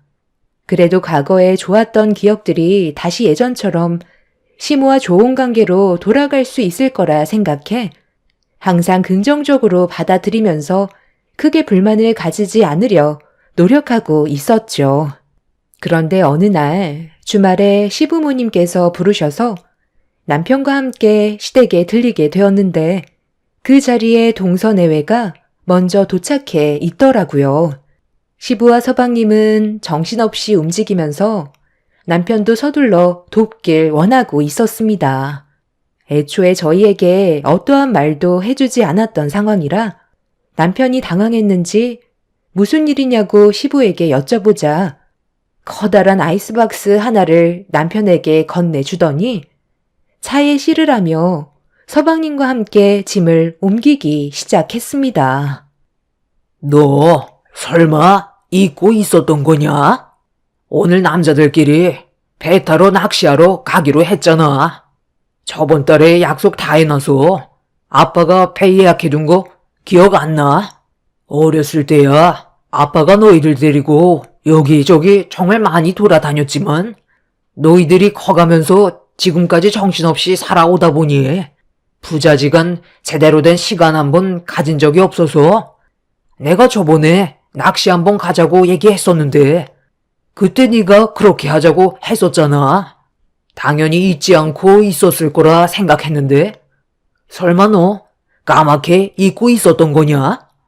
내가 일부러 이런 시간 잡지 않으면 앞으로 더 시간도 나지 않을 테고 큰며느리 뱃속에 둘째까지 태어나면 그땐 여행 한번 떠나는 것도 여의치 않을 텐데 조금이라도 시간이 있을 때 아빠랑 추억 만들어야 하지 않겠니? 어차피 다음날 아침에 올 거니까 너무 걱정 안 해도 된다. 설마 그 전에 출산하겠니? 아, 제가 요즘 일도 바쁘고 이 사람이 어느새 만삭이 되다 보니 해야 될 일들이 너무 많아져서 저번 달에 아버지와 했던 약속을 까맣게 잊고 있었네요. 남편은 저에게 미안하다면서 난처해 하는 모습을 보이고 있었어요. 저도 만삭인 상태로 첫째를 돌보면서 시간을 보내다 보니 전달에 시부와 남편이 했던 약속에 대해 잊고 있었죠. 그렇게 남자들은 낚시 여행을 떠나게 되었고 저와 동서는 시댁에 함께 있을 수밖에 없었어요. 그리고 그 하루의 시간 동안 상상하지 못했던 일들이 펼쳐지면서 돌이킬 수 없는 결과들로 인해 시댁 집안은 한바탕 폭풍이 휘몰아치고 말았습니다. 부자들끼리 낚시 여행을 떠나자마자 시모는 거실에 앉아있던 저를 뒷마당에 있는 밭으로 부르셨어요.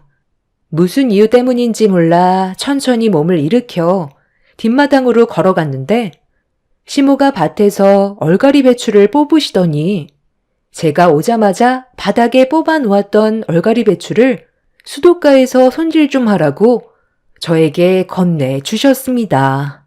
만삭인 상태라 몸 하나 움직이는 게 쉽지 않았지만 일단 군소리 없이 시모가 시키는 대로 천천히 몸을 움직였어요.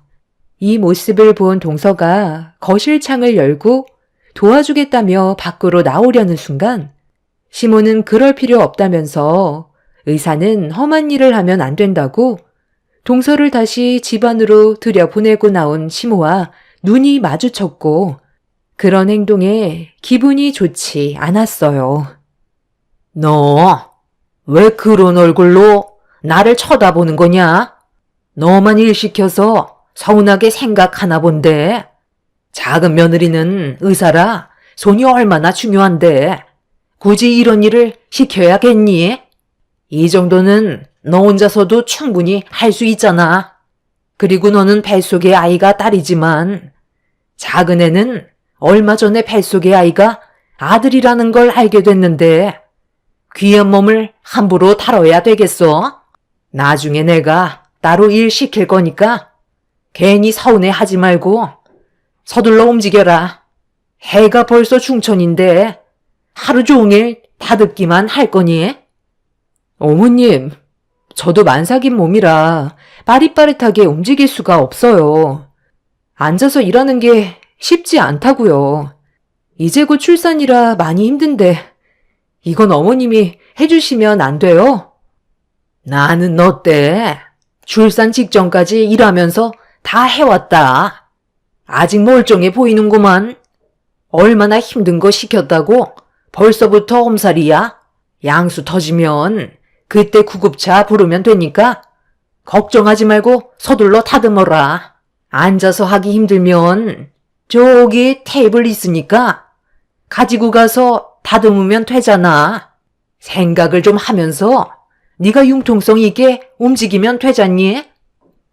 어머님, 형님보다 차라리 제가 도와드리는 게 어때요? 저는 아직까지 배가 많이 나오지 않아서 훨씬 수월하게 일을 할 수 있을 것 같은데요. 아유, 네가 무슨 일을 한다고 그래? 계속 서 있지 말고 날도 더운데 가서 시원하게 에어컨 좀 쐬고 있어라. 안 되겠다. 둘째는 이리 좀 따라와라.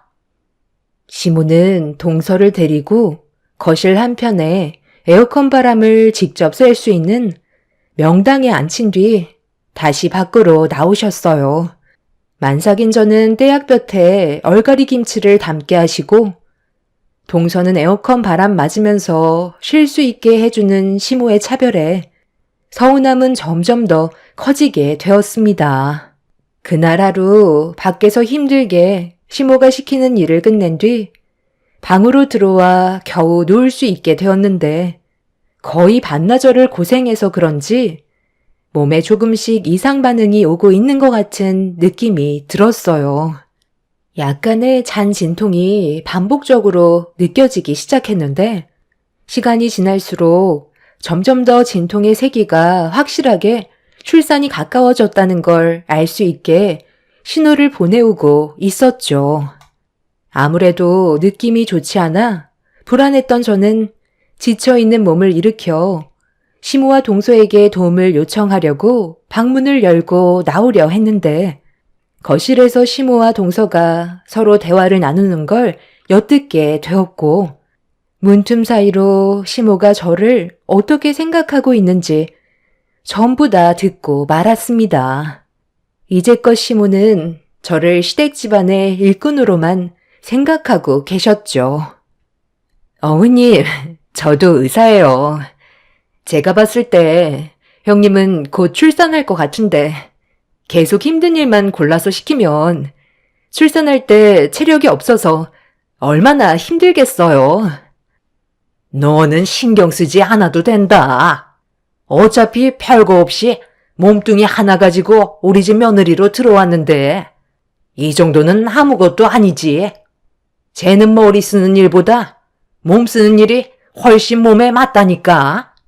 고등학교 졸업하자마자 먹고 살겠다며 사회로 뛰쳐나와 지금까지 몸 쓰는 일만 했는데 너랑 비교가 되니? 내 큰아들이 많이 아깝긴 하지만 그래도 어쩌겠어. 일 하나는 똑부러지게 잘하잖아. 그래서 내가 며느리로 받아들여준 이유도 있는 거야. 내가 왜 받아줬는지 알아? 처음 우리 집에 인사 왔을 때 그래도 손님이라고 음식 하나는 제대로 대접해주고 싶어 혼자 땀 흘리며 준비하고 있었는데 내가 몸이 좀 느리다 보니까 약속된 시간 안에 음식 준비를 끝내지 못했던 거야. 그런데 큰 며느리가 옆에서 나를 도와줬는데 손이 얼마나 야무지던지 우리 집에 처음 왔는데도 알아서 척척 하더라고. 그때 며느리로 받아들이면 내가 좀 편해지겠구나 생각했다니까. 사회 경험이 많을수록 눈치도 빠르고 일 저일 가리지 않고 해서 그런지 시키는 대로 군말하지 않고 자랐는데 내가 얼마나 편하겠어. 집안에 몸 쓰는 사람이 있으면 머리 쓰는 사람도 있어야 되는 거야.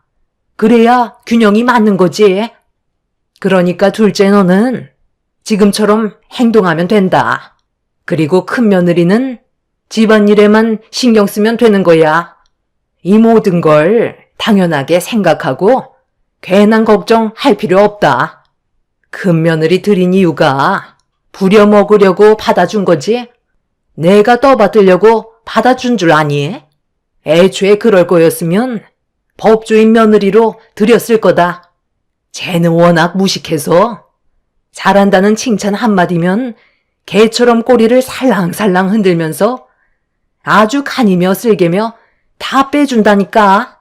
시애미가 알아서 강약 조절하고 있으니까 너는 그냥 뒤에서 아무 말 하지 말고 지켜만 보면 된다.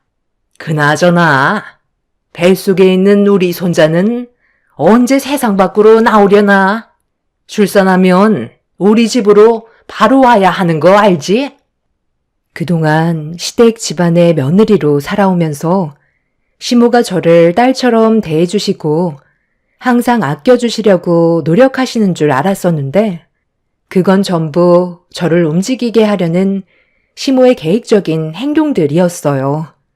거실에서 동서와 나눈 대화를 듣게 된 저는 충격을 크게 받았는지 갑자기 진통이 크게 오기 시작했고 아픈 배를 움켜쥐는 순간 다리 사이로 양수가 터지고 말았습니다.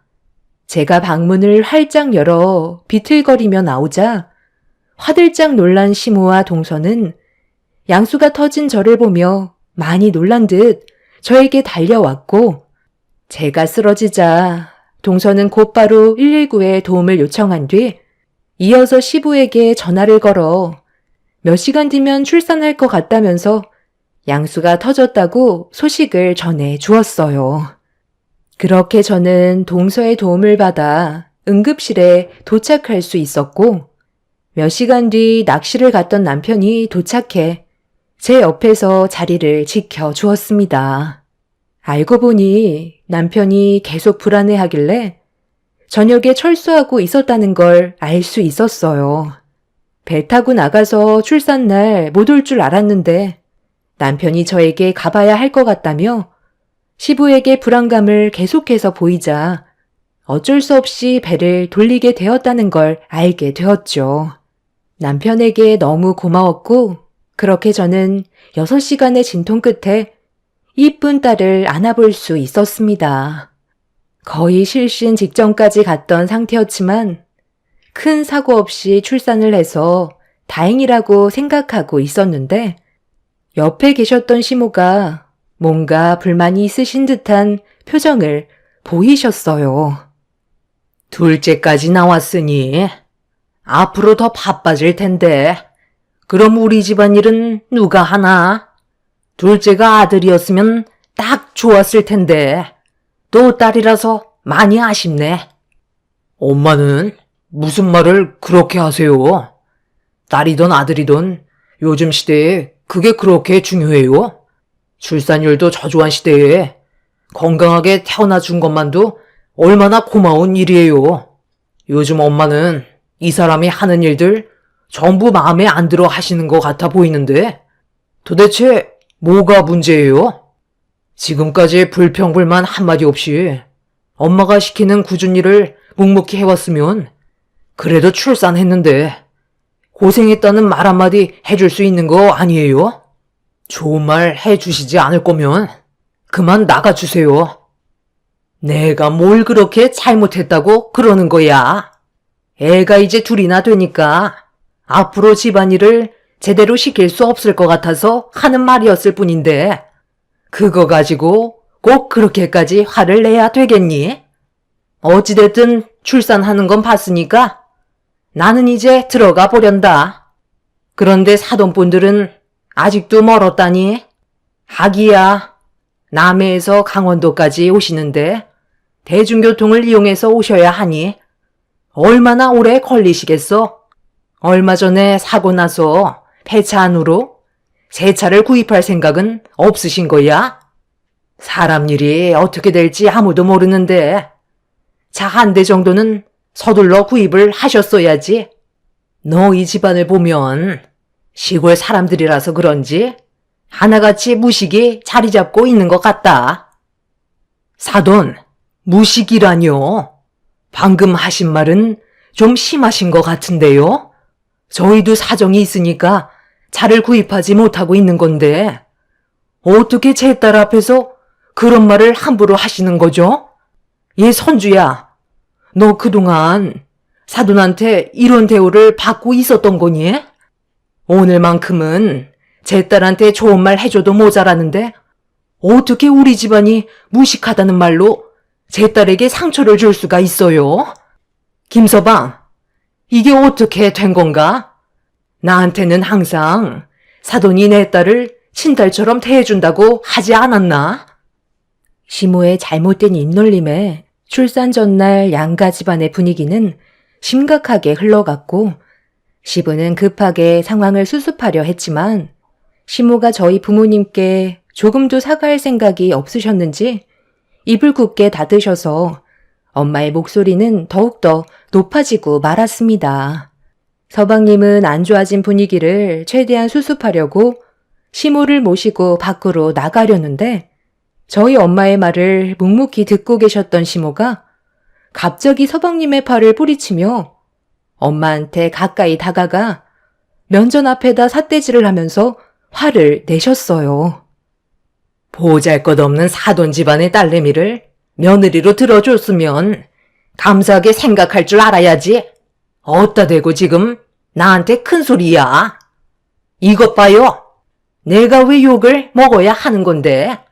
가뜩이나 둘째도 딸이라서 기분이 좋지 않고만 우리 집안한테 죄송하다는 말부터 해야 되는 거 아니에요? 대기업 다니는 잘난 내 아들 그쪽 사이 만들어준 것만도 저희가 얼마나 많은 손해를 봤는지 아세요? 100번 철을 받아도 모자랄 판에 어디서 감히 큰 소리야? 번듯한 직장이 있는 것도 아니고 내세울 거라곤 몸 쓰는 것밖엔 없으면서 고래 자기 딸이라고 감싸고 도는데 분위기 파가면서 눈치껏 좀 행동하세요. 가뜩이나 마음에 들지 않는 거 참고 있으니까 제가 만만하게 보이세요? 불만이 있으면 다시 데려가던지요. 제 아들이랑 결혼하겠다고 줄 서 있는 여자들이 한 트럭이에요. 내가 두 발로 나갈 거니까 건들지 마라. 시모는 산부인과가 떠나갈 정도로 저희 엄마한테 화를 내셨어요. 저희 가족이 왜 욕을 먹어야 하는 건지 전혀 이해를 하지 못하고 있었죠.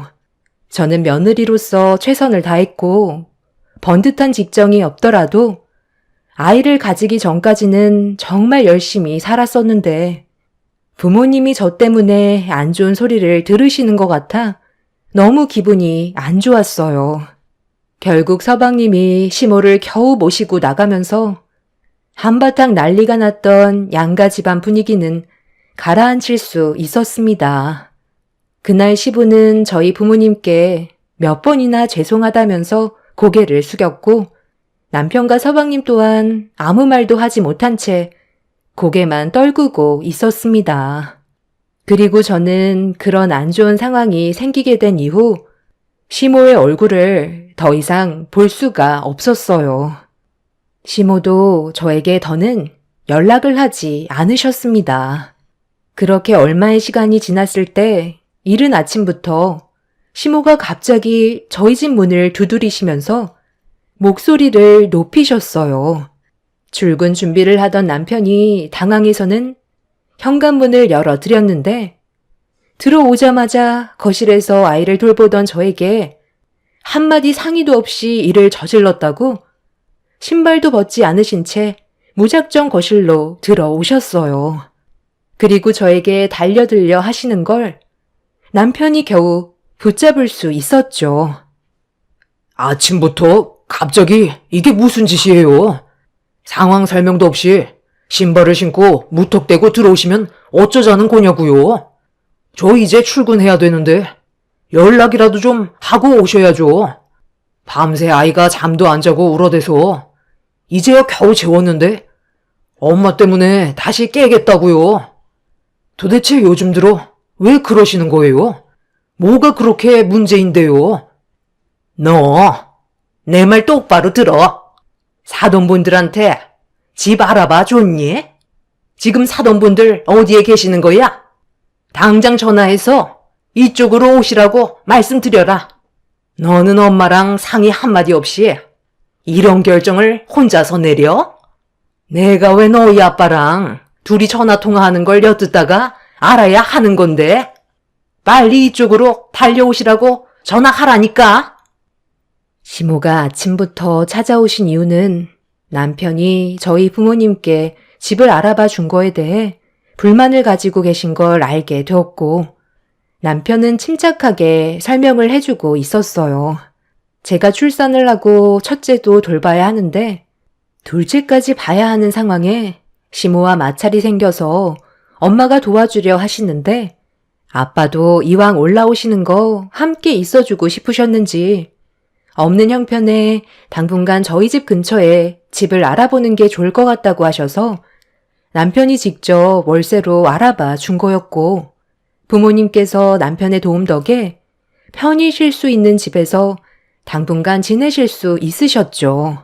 농사일을 하셨기 때문에 아빠는 한동안 동네 주민분께 부모님께서 해야 될 일을 부탁하고 저를 도와주신 거였어요. 너무 감사했고 부모님 덕분에 제가 편하게 몸을 회복시킬 수가 있었죠. 하지만 시모가 이런 일이 있었다는 걸 아시게 되면서부터 남편이 돈을 지불했다는 거에 화가 잔뜩 올라오셨고 결국 아침 일찍 찾아오셔서 난리를 치셨던 거죠. 남편은 저희 부모님께 전화를 하지 않고 계속 상황을 해결하려고 했지만 시모가 더욱더 난리치는 바람에 어쩔 수 없이 제가 부모님께 전화를 걸어 현재의 상황을 알리게 되었고 그렇게 저희 집에 서둘러 들어오신 부모님께서 시모와 얼굴을 마주하셨어요. 집을 알아봐 줬으면 사돈께서 돈을 지불하셔야죠. 왜 제 아들이 월세를 내줘야 되는 거죠? 보증금도 5천만 원이나 들어갔다면서요. 그냥 사람 시키면 되는 거지. 뭐하러 이런 쓸데없는 돈을 낭비하는 건데요?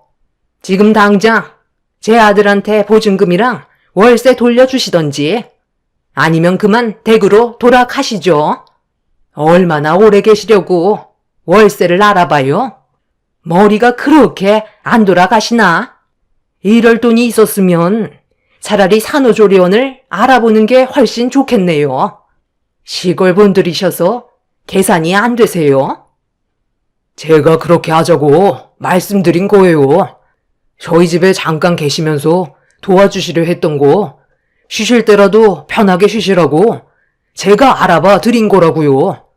장인어른께서 월세를 알아보셨는데 너무 비싸셔서 그냥 내려가려 하시길래 먼 길 오셨는데 여행 겸 좀 쉬다가 내려가시라고 단기간 월세를 제가 알아봐 드렸어요. 그게 잘못된 건 아니잖아요. 엄마 때문에 제가 장인어른 장모님께 해드리고도 마음이 편치가 않다고요. 계속 이런 식으로 행동하실 거면 얼굴 안 보고 사는 게 낫겠어요. 어제 장모님이 밤새서 같이 도와주시다가 새벽에 들어가셨다고요.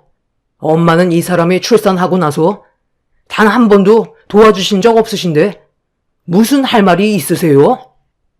남편은 그동안 많이 참았는지 시모에게 불만을 터뜨리고 말았어요. 남편은 저희 부모님이 쉴 때만큼은 편하게 지내시는 게 좋을 것 같다면서 월세를 알아봤던 거고 그 결정이 잘못됐다고 생각하지 않았어요. 저희 집이 넓지도 않고 제대로 쉴 수 있는 공간도 없기 때문에 좋은 선택을 한 것 같았지만 시모는 저희 생각에 반대를 하고 계셨죠. 솔직히 산후조리원에서도 돈을 지불하지만 엄마가 옆에서 도와주시는 것과는 차원이 다르기 때문에 고민 끝에 결정한 건데 시모는 이런 소식을 들으시고 아침부터 찾아오셔서는 한바탕 난리를 치셨어요. 남편이 물리적으로 시모를 집에서 모시고 나간 이후 밖에서도 한참 동안 대화를 나눴고 그렇게 저희 집에 더 이상 오지 않으셨지만 마음이 불편한 건 여전했었죠. 이런 일이 있고 난 이후 동서의 귀에도 들어갔는지 전화가 왔길래 별일 없었다고 대충 둘러댄 뒤 통화를 끝냈습니다. 의사 동서는 시모의 눈치 때문에 저와 가까이 지내려 해도 중간에서 시모가 항상 끼어들다 보니 거리를 둘 수밖에 없는 듯 했어요. 동서가 식구로 들어온 지도 꽤 됐었지만 서로 교류가 많지 않아서 어색한 건 여전했었죠. 이런 일이 있고 난 이후 남편이 계속 신경이 쓰였는지 저희 부모님을 모시고 풍경 좋은 곳에 식사 자리를 마련해 주었어요. 그렇게 안 좋았던 일들은 잊어버리고 기분 전환을 하면서 남편 덕분에 즐거운 식사를 마무리한 뒤 식당에서 나와 산책로를 걷고 있는데 난간에 서서 풍경을 바라보고 있는 동서가 눈에 들어왔어요. 생각지도 못한 곳에서 동서를 만나 상당히 놀랐었죠. 서방님과 같이 온 줄 알고 물어봤는데 직원들과 함께 오래간만에 외출한 거라면서 어색한 미소로 저희 부부와 부모님께 인사를 드렸어요. 오래 대화하지 못하고 동서는 시간 때문에 들어가 봐야 할 것 같다면서 자리를 피해 주었고 저희 가족은 마저 산책을 이어가려고 하는데 어떤 남자가 저에게 다가오더니 사진 한 장만 찍어달라며 부탁을 하길래 아무 생각 없이 난간에 서서 포즈를 취하는 남자를 찍어주려는데 핸드폰 화면이 꺼지길래 다시 켜는 순간 저는 그 자리에 얼어버렸고 제가 가만히 있자 저에게 다가온 남편은 화면이 꺼졌냐면서 카메라를 다시 켠 뒤 저에게 건네주었어요. 그렇게 사진을 찍어준 뒤 남자에게 핸드폰을 건네줬는데 제가 누구인지 전혀 모르고 있는 것 같은 눈치였어요. 이미 동서는 멀리 가버렸는지 모습이 보이지 않았지만 저는 봐선 안 될 걸 두 눈으로 보게 되었죠. 서로 다른 방향으로 걸어갔지만 제가 봤던 남자의 핸드폰 속의 배경화면에는 동서의 얼굴이 확실했어요. 서로 포옹하고 있는 모습을 찍어서 배경화면으로 해놓은 그 남자는 누가 봐도 동서의 내연남이었고 저는 그때부터 오만 가지 생각을 하게 되었죠. 결국 이 사실을 저만 알고 있는 것보단 남편도 알아야겠다 싶어 순간적인 판단으로 남편을 붙잡아 멀리 걸어가고 있는 남자의 핸드폰 속에 동서의 얼굴이 있었다고 설명을 했어요. 그런데 제가 생각했던 거와 다르게 남편은 침착함을 유지하면서 임신한 동서가 어떻게 다른 남자를 만나냐고 제가 잘못 본 거 아니냐며 두 눈으로 확실하게 봤다고 말을 했는데도 믿어주지 않았습니다. 그 사이 정체를 알 수 없던 남자는 이미 사라져버린 상황이었고 동서도 그 자리를 벗어났었죠. 예상하지 못한 장소에서 동서를 만난 것부터가 의심스러운데 남편은 동서가 직원분들과 같이 온 거 아니냐면서 제가 그동안 스트레스를 많이 받아서 그런 것 같다고 심각하게 생각을 하지 않더라고요. 남편이 하도 믿지 않으니까 저도 잘못 봤나 싶어서 그날은 그냥 집으로 돌아왔었죠. 서방님과 동서의 사이가 너무 좋다는 걸 알고 있었기 때문에 남편의 말대로 제가 잘못 본 것 같아 그냥 넘어가기로 했었어요. 그날 이후 한 달 정도의 시간이 지나고 동서의 배도 거의 많이 불러와서 출산날이 가까워지고 있었는데 어느 날 시부가 지붕 보수를 하시다가 떨어지셔서 병원에 입원하셨다는 말에 남편과 함께 서둘러 병원을 가게 되었어요. 그리고 그곳에서 엄청난 충격적인 광경을 두 눈으로 목격하고 말았습니다. 시부는 다행히 크게 다친 건 아니셨는지 며칠 입원하셔서 치료를 받으신 뒤 퇴원하시면 된다는 의사의 말에 안심을 하고 있었는데 담당 의사의 얼굴을 보는 순간 입을 다물지 못했어요. 그 사람은 저번에 저에게 사진을 찍어달라고 부탁했었던 남자였고 동서와 같은 병원에서 근무하고 있던 의사 동료라는 걸 알 수 있었죠. 남편은 남자의 얼굴을 기억하지 못하는 것 같아 보이길래 어떻게 해야 할지 몰라 담당 의사가 병실에서 나가는 걸 보고 있었는데 시부 옆에 계시던 시모가 담당 의사의 뒤를 따라 나가길래 뒷모습을 지켜보고 있는데 주변을 살피던 시모가 갑자기 담당 의사의 팔을 잡곤 어디론가 데리고 가고 있었어요. 예상하지 못한 장면에 너무 놀라 남편을 급하게 불렀고 시모가 의사를 데리고 가는 모습을 보고 있던 남편에게 얼마 전에 제가 겪었던 상황에 대해 설명하면서 담당 의사가 동서와의 관계에 뭔가 있을 것 같다고 얘기하자 남편은 시모와 의사의 뒤를 서둘러 쫓아갔고 저희 부부는 비상 계단으로 들어간 의사와 시모가 나누는 대화를 숨어서 듣게 되었습니다. 더 이상 우리 작은 며느리 옆에서 얼씬거리지 말고 나랑 약속한 대로 최대한 빠른 시일 내에 다른 병원으로 옮겨줬으면 좋겠어요. 내가 가지고 있는 이 증거물들을 법정에서 사용하지 않길 바랄 뿐입니다. 이건 그쪽이 제시한 금액이니까 여기까지 하고 더 이상 우리 앞에 나타나지 마세요. 알겠어요? 저도 서둘러서 다른 병원으로 옮기고 싶긴 하지만 그게 말처럼 쉬운 문제가 아니라서요. 그래도 최대한 빠른 시일 내에 옮기도록 하겠습니다. 금액은 정확하게 주신 거 맞죠? 이렇게까지 하시니 어쩔 수 없이 제가 떠나야 되겠네요. 유 선생은 잘 지내고 있나요? 한동안 얼굴을 안 봤더니 많이 보고 싶긴 한데 그래도 약속이니까 조용히 사라지는 게 좋겠죠? 그런데 뱃속의 아이가 누구 아이인지는 궁금하지 않으세요? 그쪽 아드님의 아일지 아니면 제 아들일지 그게 제일 궁금하실 것 같은데요.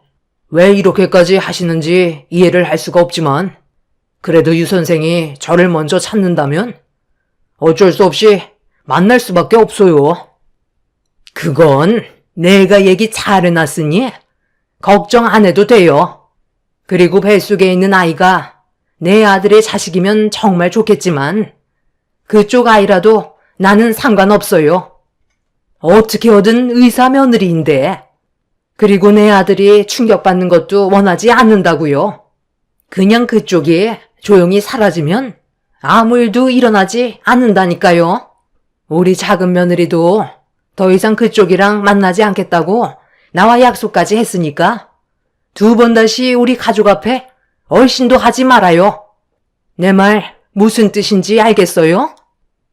저는 시모와 의사가 나눈 대화에 입을 다물지 못했고 남편은 얼굴이 사색이 돼선 분노를 참지 못한 채 시모와 의사에게 뛰쳐가서 난리를 치고 말았습니다. 모든 대화를 듣게 된 남편이 나타나자 기겁을 하면서 도망치려는 시모를 붙잡으면서 시모의 손에 들고 있던 흰 서류 봉투를 치켜들며 개판 5분 전이라고 소리를 질렀어요. 그리고 봉투 안에서 떨어진 내용물들은 입을 다물지 못할 정도로 충격적인 장면들이 찍혀있는 사진들이 가득 들어 있었죠. 의사는 조용히 자리를 피하려 하자 남편은 의사 얼굴에 손을 날렸고 시모는 전부 다 망했다면서 그 자리에 주저앉아 오열을 하셨습니다. 동서는 서방님과 결혼을 했으면서 동료 의사와 불륜관계를 저질렀고 뱃속의 아이가 누구 아이인지 전혀 알지 못하는 상태였었죠.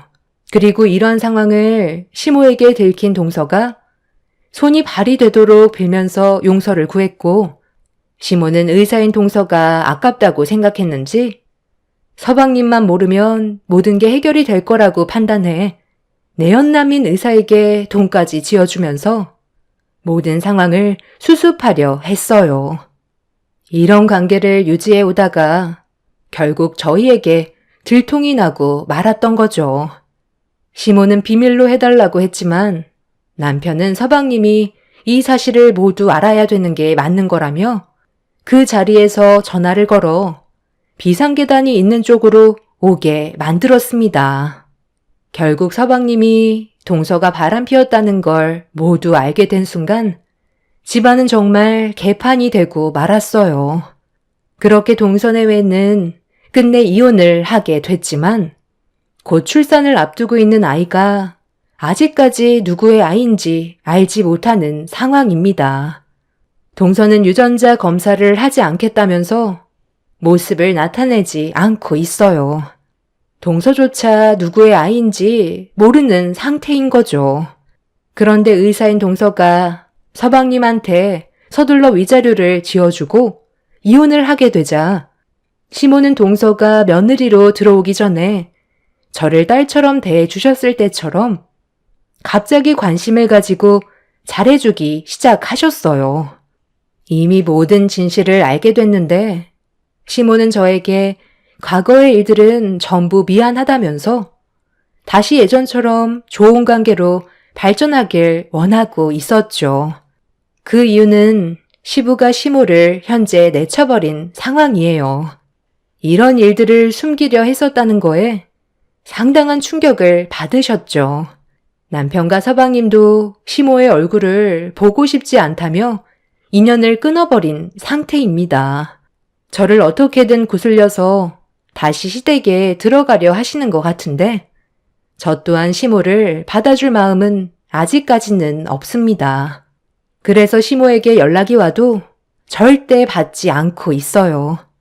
있을 때 잘하라는 말이 있잖아요. 그동안 저에게 많은 상처를 줬기 때문에 제 마음은 쉽게 열리지 않을 것 같습니다. 정말 상상조차 하지 못했던 시모와 동서의 행동에 저희 가족들은 지금도 그 충격에 벗어나지 못하고 있는 상황입니다. 서방님이 하루빨리 정상적인 생활로 돌아왔으면 좋겠어요. 이런 일이 생겼다는 게 안타까울 뿐입니다. 더 큰 일이 생길 수 있을 뻔한 걸 그 전에 막았다는 게 다행이라고 생각해요. 앞으론 저희 가족에게 좋은 일만 생겼으면 좋겠어요. 제 긴 사연 들어주신 분들, 오늘 하루도 웃음이 가득한 하루가 되시길 바랍니다. 감사합니다.